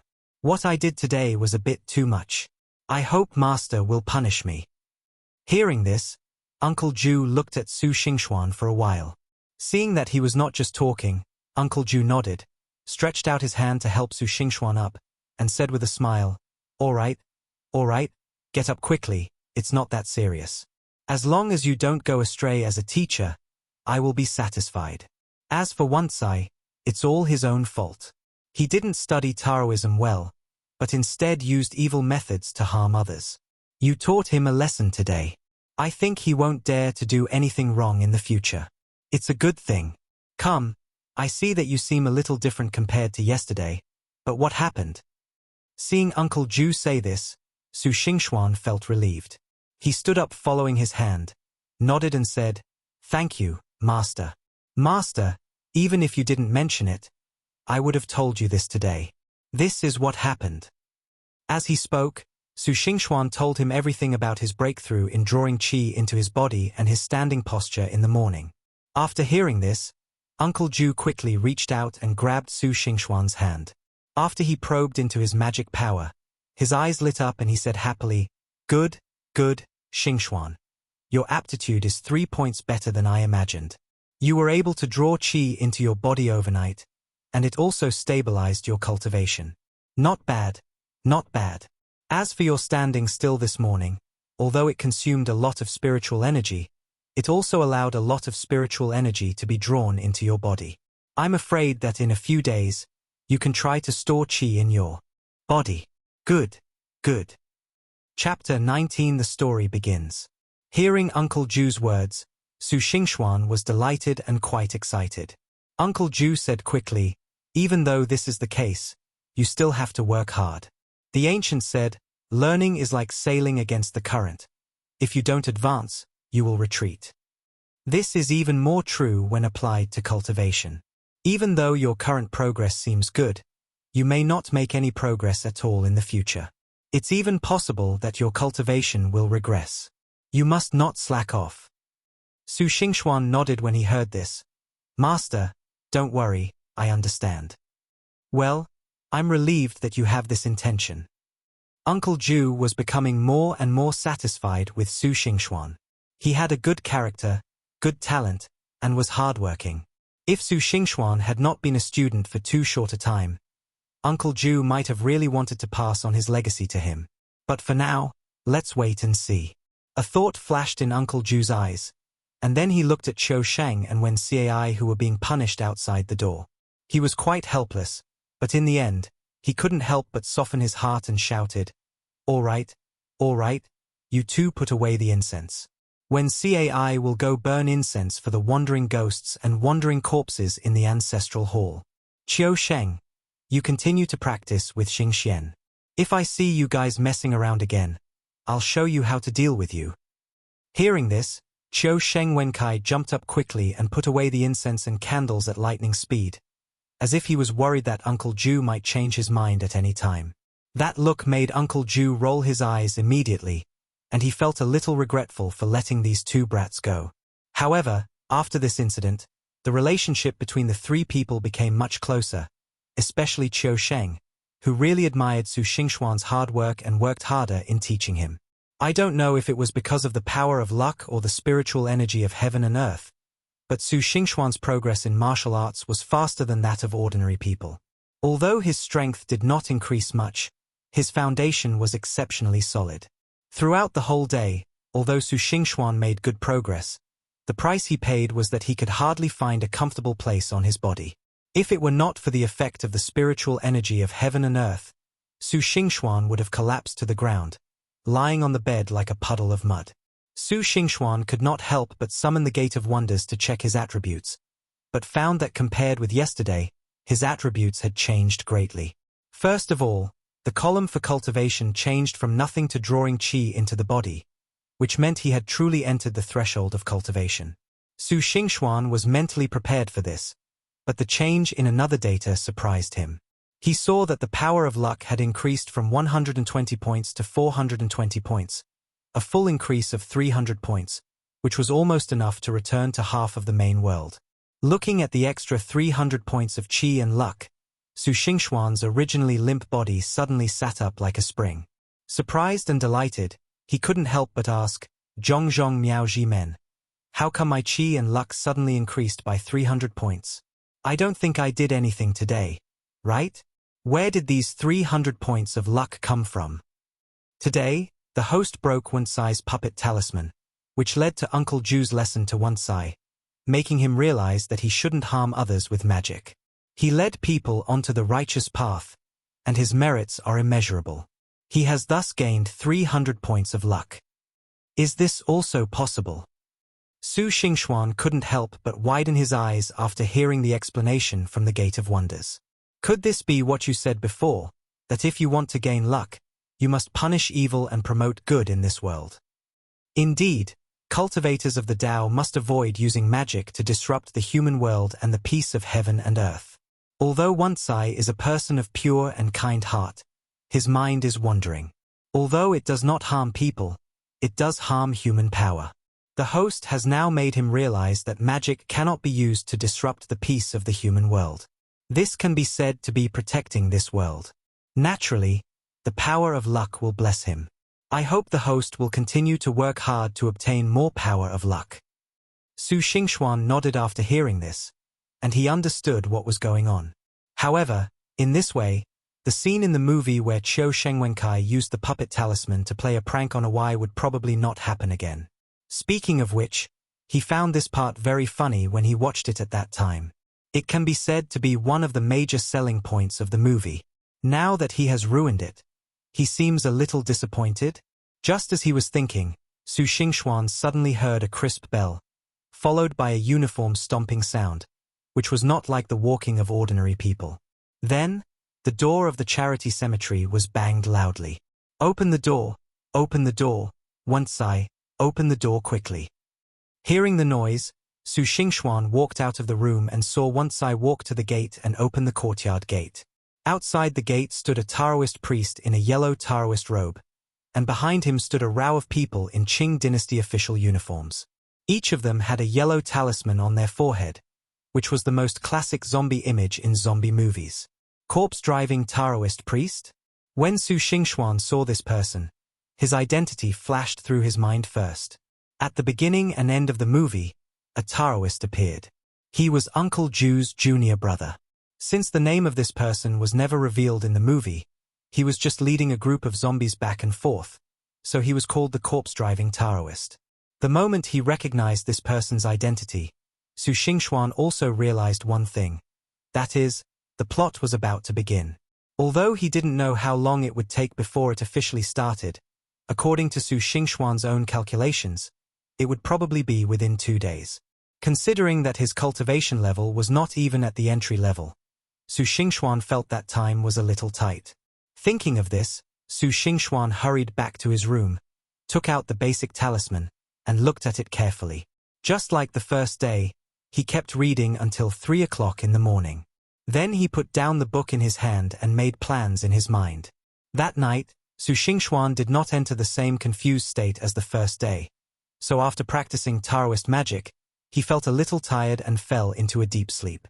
The next morning, he got up before Qiu Sheng came and went to the front yard to stand.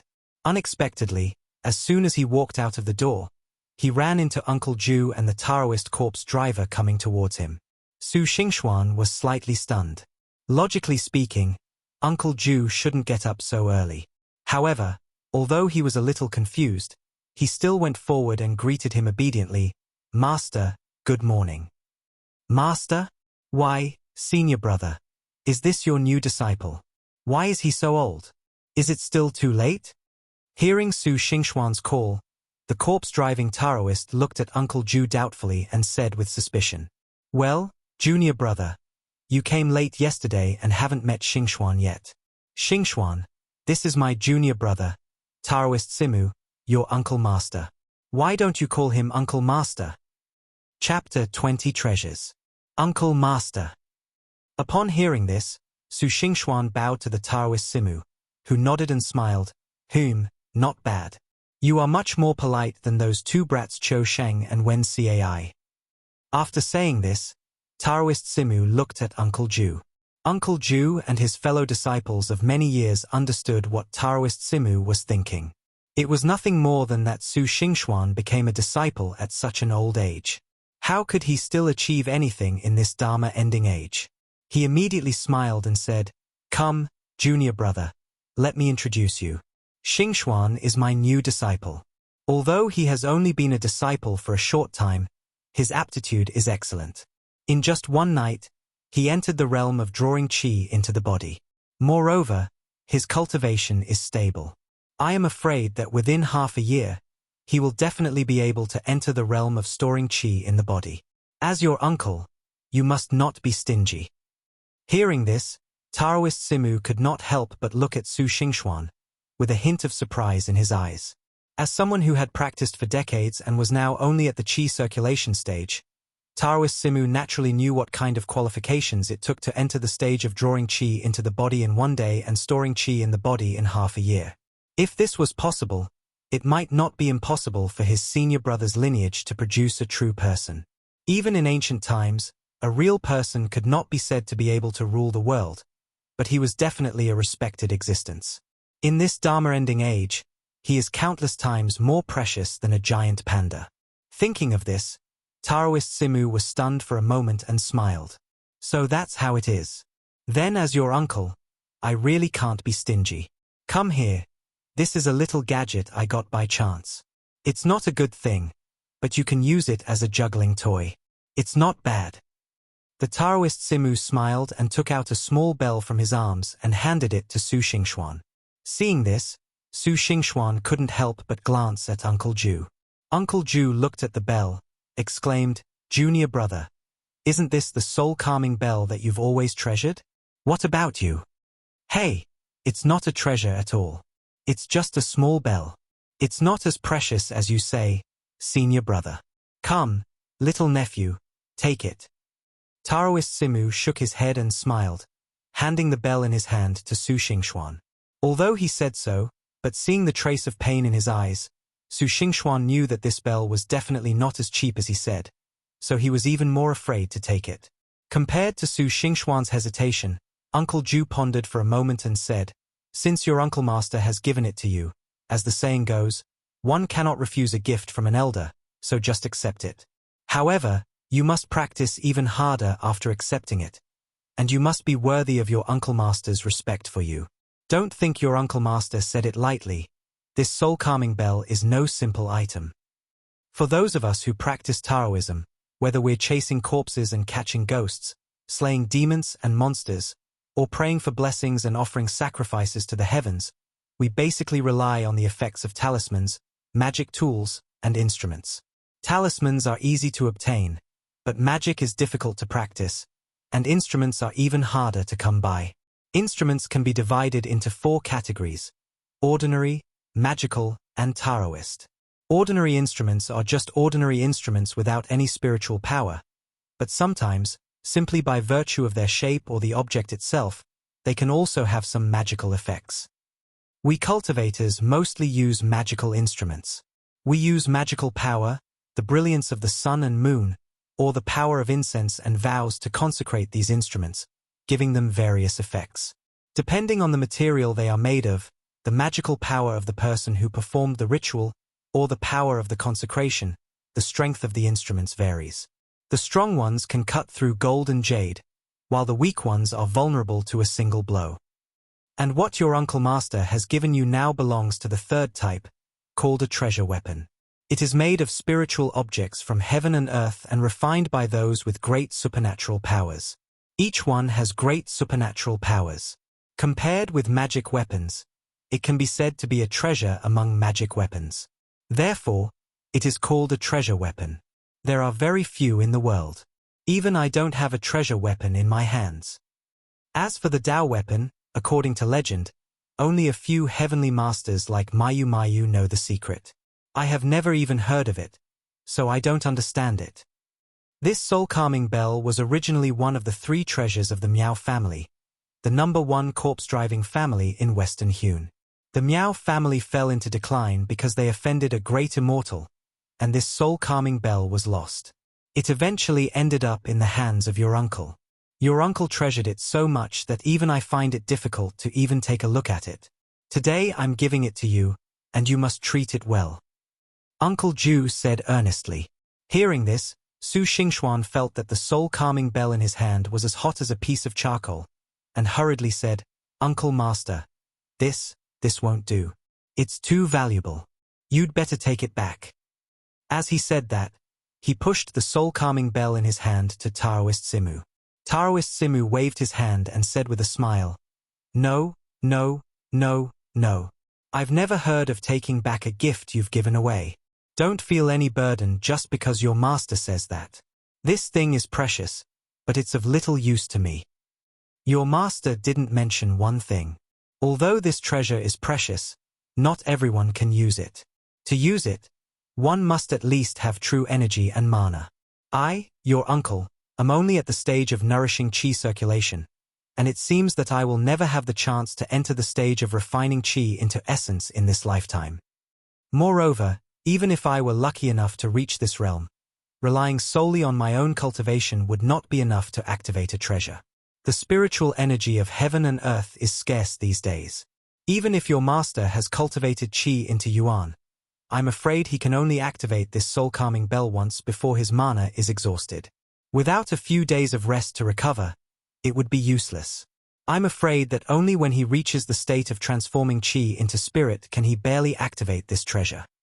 So, this treasure is useless. Even if we have it in our hands, it will just be a dead thing. It's better to leave it to you. With your aptitude, you may be able to break through to the realm of transforming energy into spirit. When the time comes, you can use this soul-calming bell to benefit the people and continue my Maoshan lineage. It will be considered as a reward to me. Take it.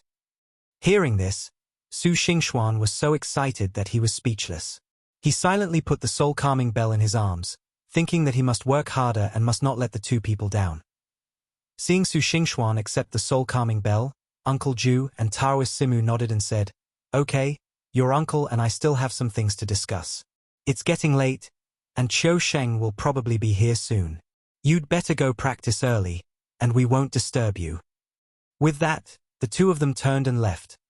After leaving Su Xingxuan's sight, Uncle Ju couldn't help but glance at the Taoist Simu and said, Junior brother, you've never been very generous. Why are you so ungenerous today? What do you mean by not generous? Am I not generous? Upon hearing Uncle Ju's words, Taoist Simu suddenly became like a cat whose tail was stepped on. He looked a little angry, his eyes wide open, and he looked at Uncle Ju viciously. Chapter 21 The Walking Dead. Uncle Ju didn't care about the almost cannibalistic look in Simu Daoist's eyes. He looked at Simu Daoist calmly with a look that said, I see through you. Simu Daoist was a little scared by Uncle Ju's look. After a long while, he muttered, Okay, I'm scared of you. I'll tell you, isn't it okay? Uncle Ju nodded when he saw this, as if he knew it was going to happen. Taoist Simu said, Actually, I gave the soul-calming bell to my nephew because, as you said, he has extremely high aptitude. He might be the only disciple in our lineage who can transform qi into spirit and even achieve the status of a true person. As his uncle, I naturally can't be stingy. Of course, besides this, there's a little bit more, really, only a little bit of other reasons. Simu Daoist chuckled. Brother, you know I can be a bit of a moody person. A while ago, while drinking tea outside, I accidentally told others about the soul-calming bell, and unfortunately, the Miao family even found out. Although the Miao family is now in decline, there are still 3,000 nails in a broken ship. Although I don't know if there are people who practice qi as the essence, there are still a few people who cultivate qi circulation. As for me, you know my level, brother. I can usually drive corpses or something, but fighting with others is not my strong point, so you know me. Oh, so you gave the soul-calming bell to Xingxuan, diverted the trouble to yourself, and got rid of it. You can also curry favor with Xingxuan. If Xingxuan really becomes successful in the future, you, as his uncle, will definitely benefit from it. You are quite shrewd in your calculations. Uncle Ju gave Simu Taoist a displeased look. Taoist Simu laughed awkwardly upon hearing this, his face full of flattery. Brother, you can't say that, right? Even if I have a little ulterior motive, the soul-calming bell is a genuine treasure, not a fake at all. Although there are only a few people who can use treasures now, those famous sects are even more powerful than horses. They may have some way to use treasures. In this respect, the treasure is absolutely precious. If my nephew is truly successful in his studies and is able to wield a precious weapon in the future, that would be due to his cultivation in his previous life. Brother, please don't worry about those trivial matters, okay? Seeing Taoist Simu with a forced smile on his face, Uncle Ju couldn't help but give him a blank look, but he didn't say much. Although he knew that it might be troublesome for Taoist Simu to hand over the soul-calming bell to Su Xingxuan, the Miao family was in decline after all, and Taoist Simu didn't get the soul-calming bell by any shameful means, so Uncle Ju didn't care whether the Miao family would cause trouble or not. In addition, just as Taoist Simu said, a treasure is a treasure, and its value will not decrease just because it is the Dharma ending age. Not only that, as the spiritual energy fades in the Dharma ending age, treasures become even more precious. If Su Xingxuan can really achieve the state of a real person, or even just transform qi into spirit, it will be a great thing for him to be able to control a treasure. In comparison, the Miao family's troubles were really nothing. However, Uncle Ju's gaze turned and fell on Taoist Simu. Taoist Simu suddenly felt a chill, and an ominous premonition surged from his heart. Uncle Ju snorted coldly, "Even if you say so, you are still plotting against your nephew and me. I won't let this matter go like this. How about this? I want to increase the commission by 10% this time." 1%? Why don't you go and rob it? How much can I earn after making such a hard trip? No, 3%. The Taoist Simu jumped up and said, his eyes wide as a cow's. "Oh, since we can't come to an agreement, please take your guests to find another charity cemetery to rest. Also, July 15th is approaching, and we are running out of paper money and talismans in the charity cemetery. I'm afraid we can't sell them to you.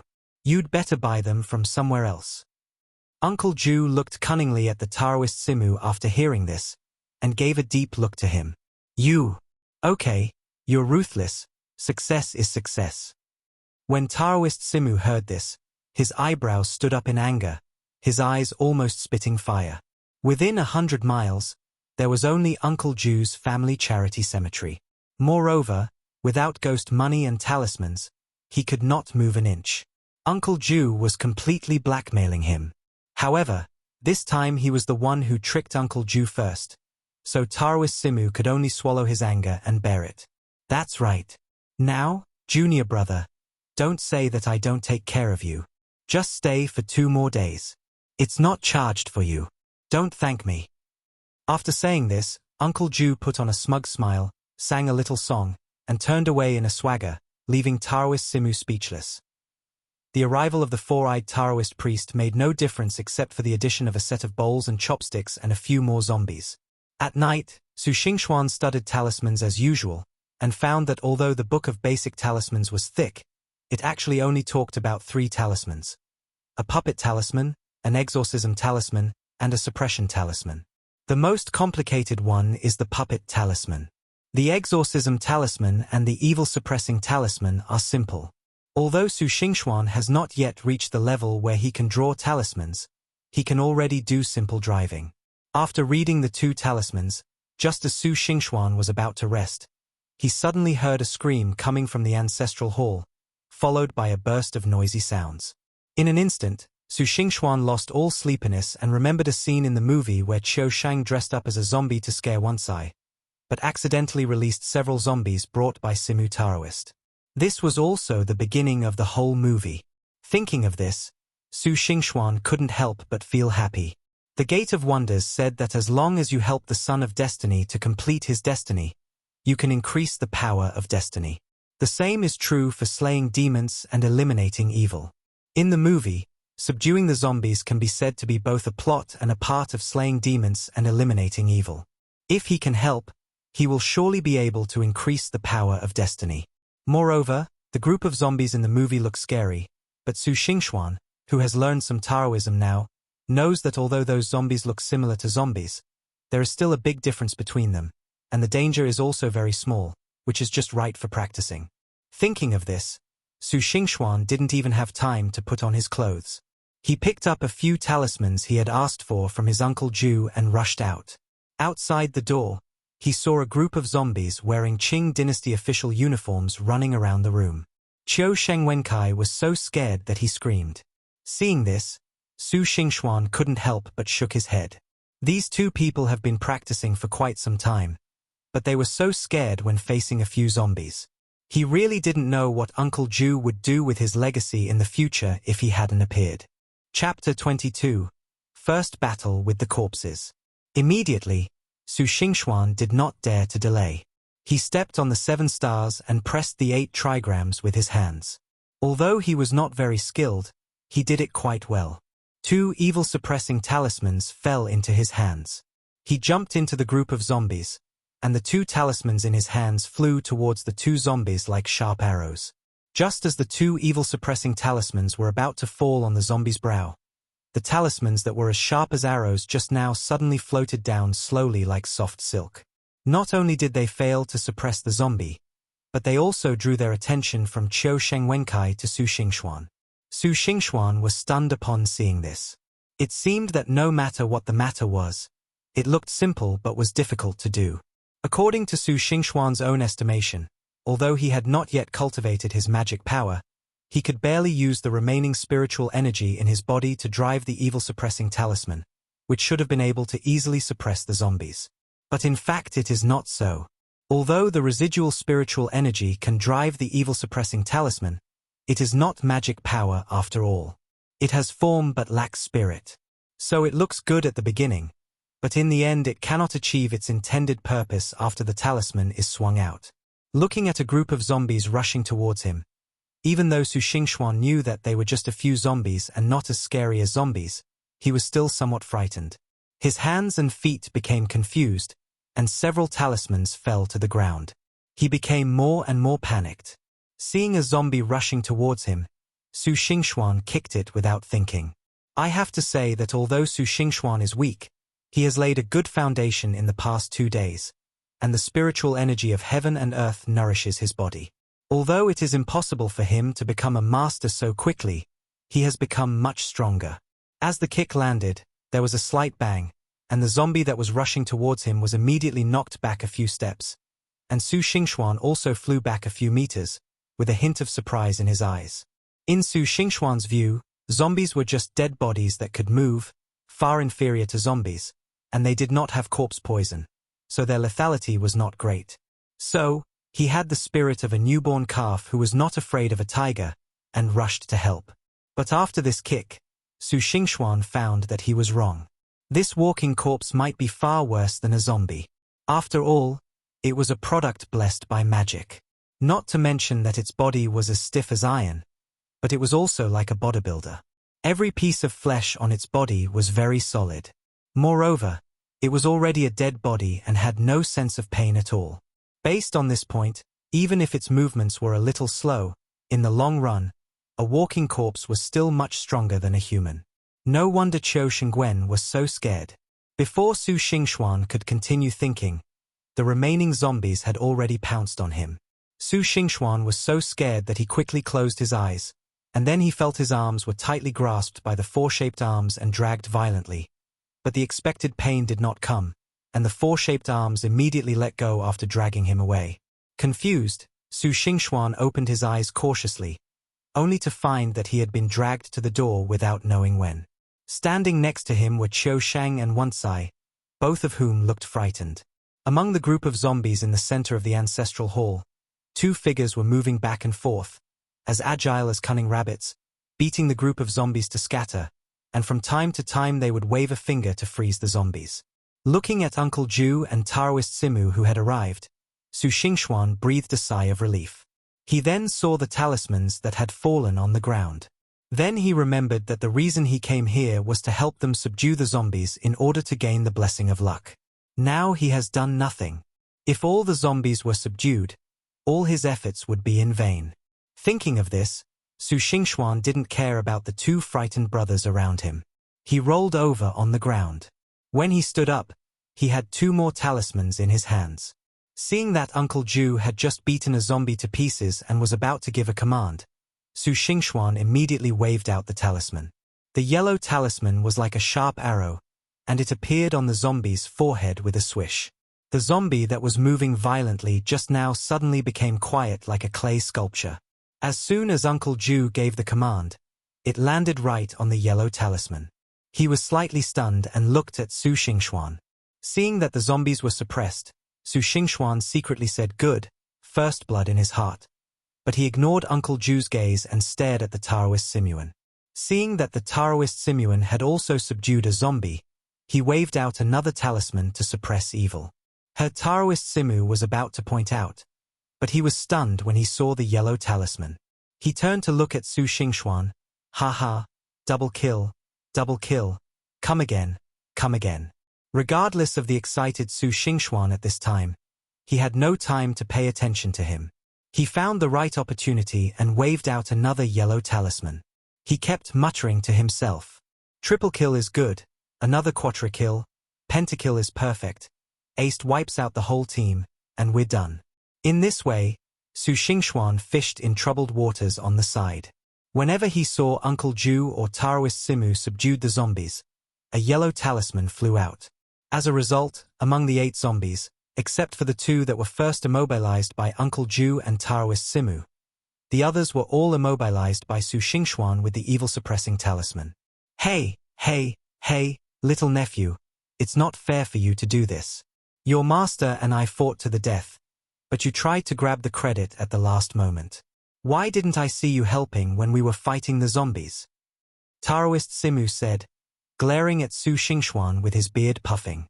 Su Xingxuan chuckled awkwardly upon hearing this, knowing that his last-ditch effort to steal someone's head was unkind. Before he could even begin to explain, Uncle Ju came out to defend him. What's the point of robbing credit? We're all family. Besides, Xingxuan was just trying to help. He's only been practicing for a short time, and being able to use the evil-suppressing talisman to subdue the zombies is already remarkable.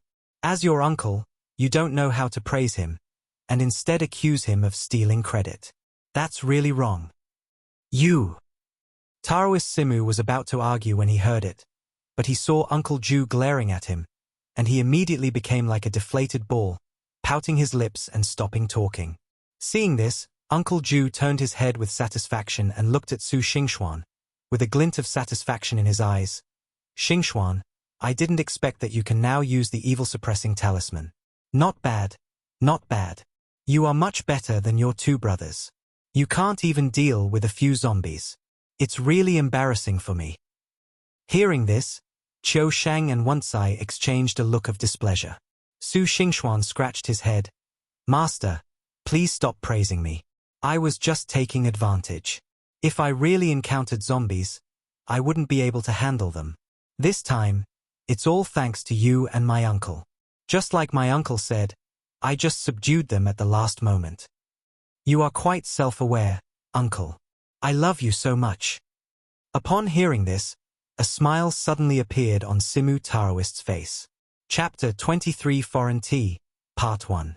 Su Xingxuan rubbed his head when he heard that. Before he could say anything, he saw Taoist Simu rushing up to Qiu Shang and Wancai. He slapped each of them on the head and said, You 2 bastards, why are you playing with my customers? Then he turned to look at Uncle Ju and said, Brother, I can't stay here anymore. I'm leaving. Well, stay 2 more days. Uncle Ju felt a little embarrassed when he heard this. All right. If I stay any longer, I don't know what will happen to my customers. I can't compare to you, my senior brother, who is so rich and powerful. You are the one who keeps the money rolling in from the charity cemetery. I work hard to earn money, but you have to take away part of it. I'm leaving now." As he said this, the Taoist Simu scattered the paper money in his hand, rang the bell, and led a group of zombies to jump out of the charity cemetery. Hearing this, Uncle Ju didn't know what to say. He could only turn around and glare at Qiu Shangwensai. Just as he was about to scold him, he saw Su Xingxuan standing beside him. He couldn't help but think that Xingxuan had just started learning and had good aptitude and character. But if I kept praising him and scolded Qiu Shangwensai in front of him, it would be bad if he became proud.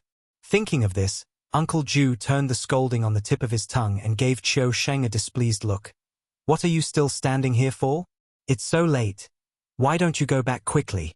If you don't go back soon, your aunt will come to ask for you again." Qiu Sheng was so relieved when he heard this that he ran out in a hurry. Uncle Ju shook his head and looked at Wensai and Su Xingxuan and said, "Wensai, Xingxuan, you two should get some rest early. I have an appointment with Mr. Ren in town to have foreign tea tomorrow morning. I'll take you there to see some of it. Remember to dress neatly and don't embarrass me." The next morning, Su Xingxuan went out with Wensai and Uncle Ju and walked towards the Western restaurant in the town. It must be said that Uncle Ju's prestige in the town was still quite high. Along the way, many small vendors greeted him.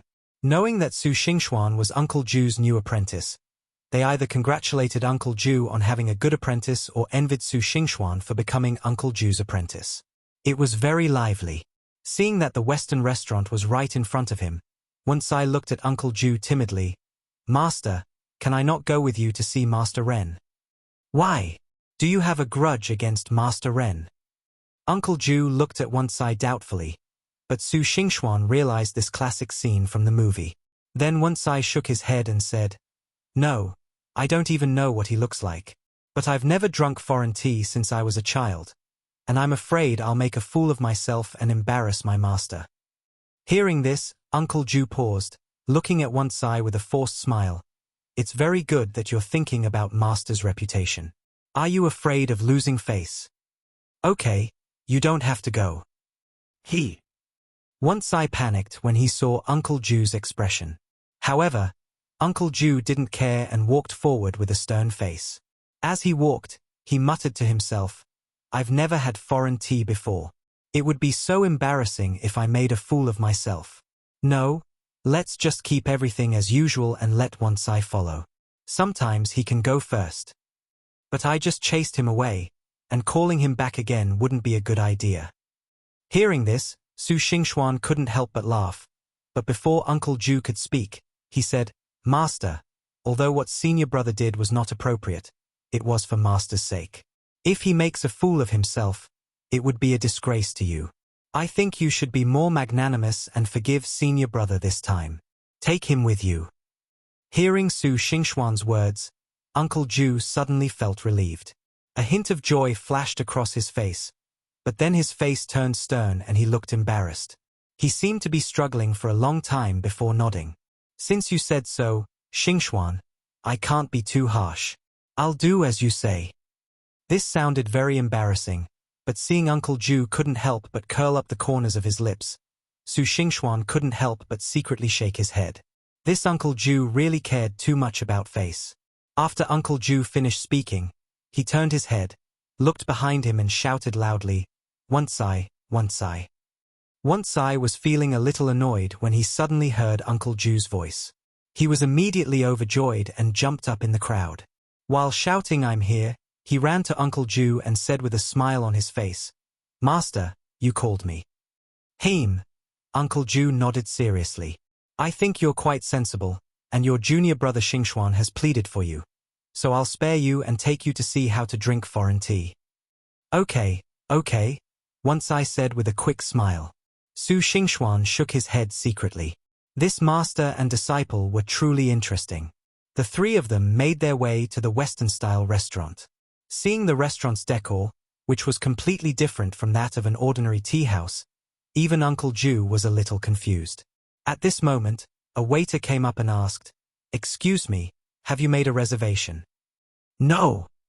Uncle Ju was getting more and more confused. Wensai, on the other hand, looked at the waiter with an arrogant look on his face for some reason. Just as he was about to speak, Su Xingxuan quickly interrupted him. We were invited by Master Ren Fa. We should have made a reservation. Could you please check for us? So you are Mr. Ren's VIP guest. Please come this way. Seeing that Su Xingxuan looked familiar with the place, the waiter smiled more and his attitude became more polite. He immediately led the three of them to the second floor. Seeing Su Xingxuan's composure, Uncle Ju couldn't help but ask softly, Xingxuan, have you ever tasted foreign tea? Su Xingxuan nodded when he heard it. Well, I had the honor of seeing it once before, but I'm not very familiar with it.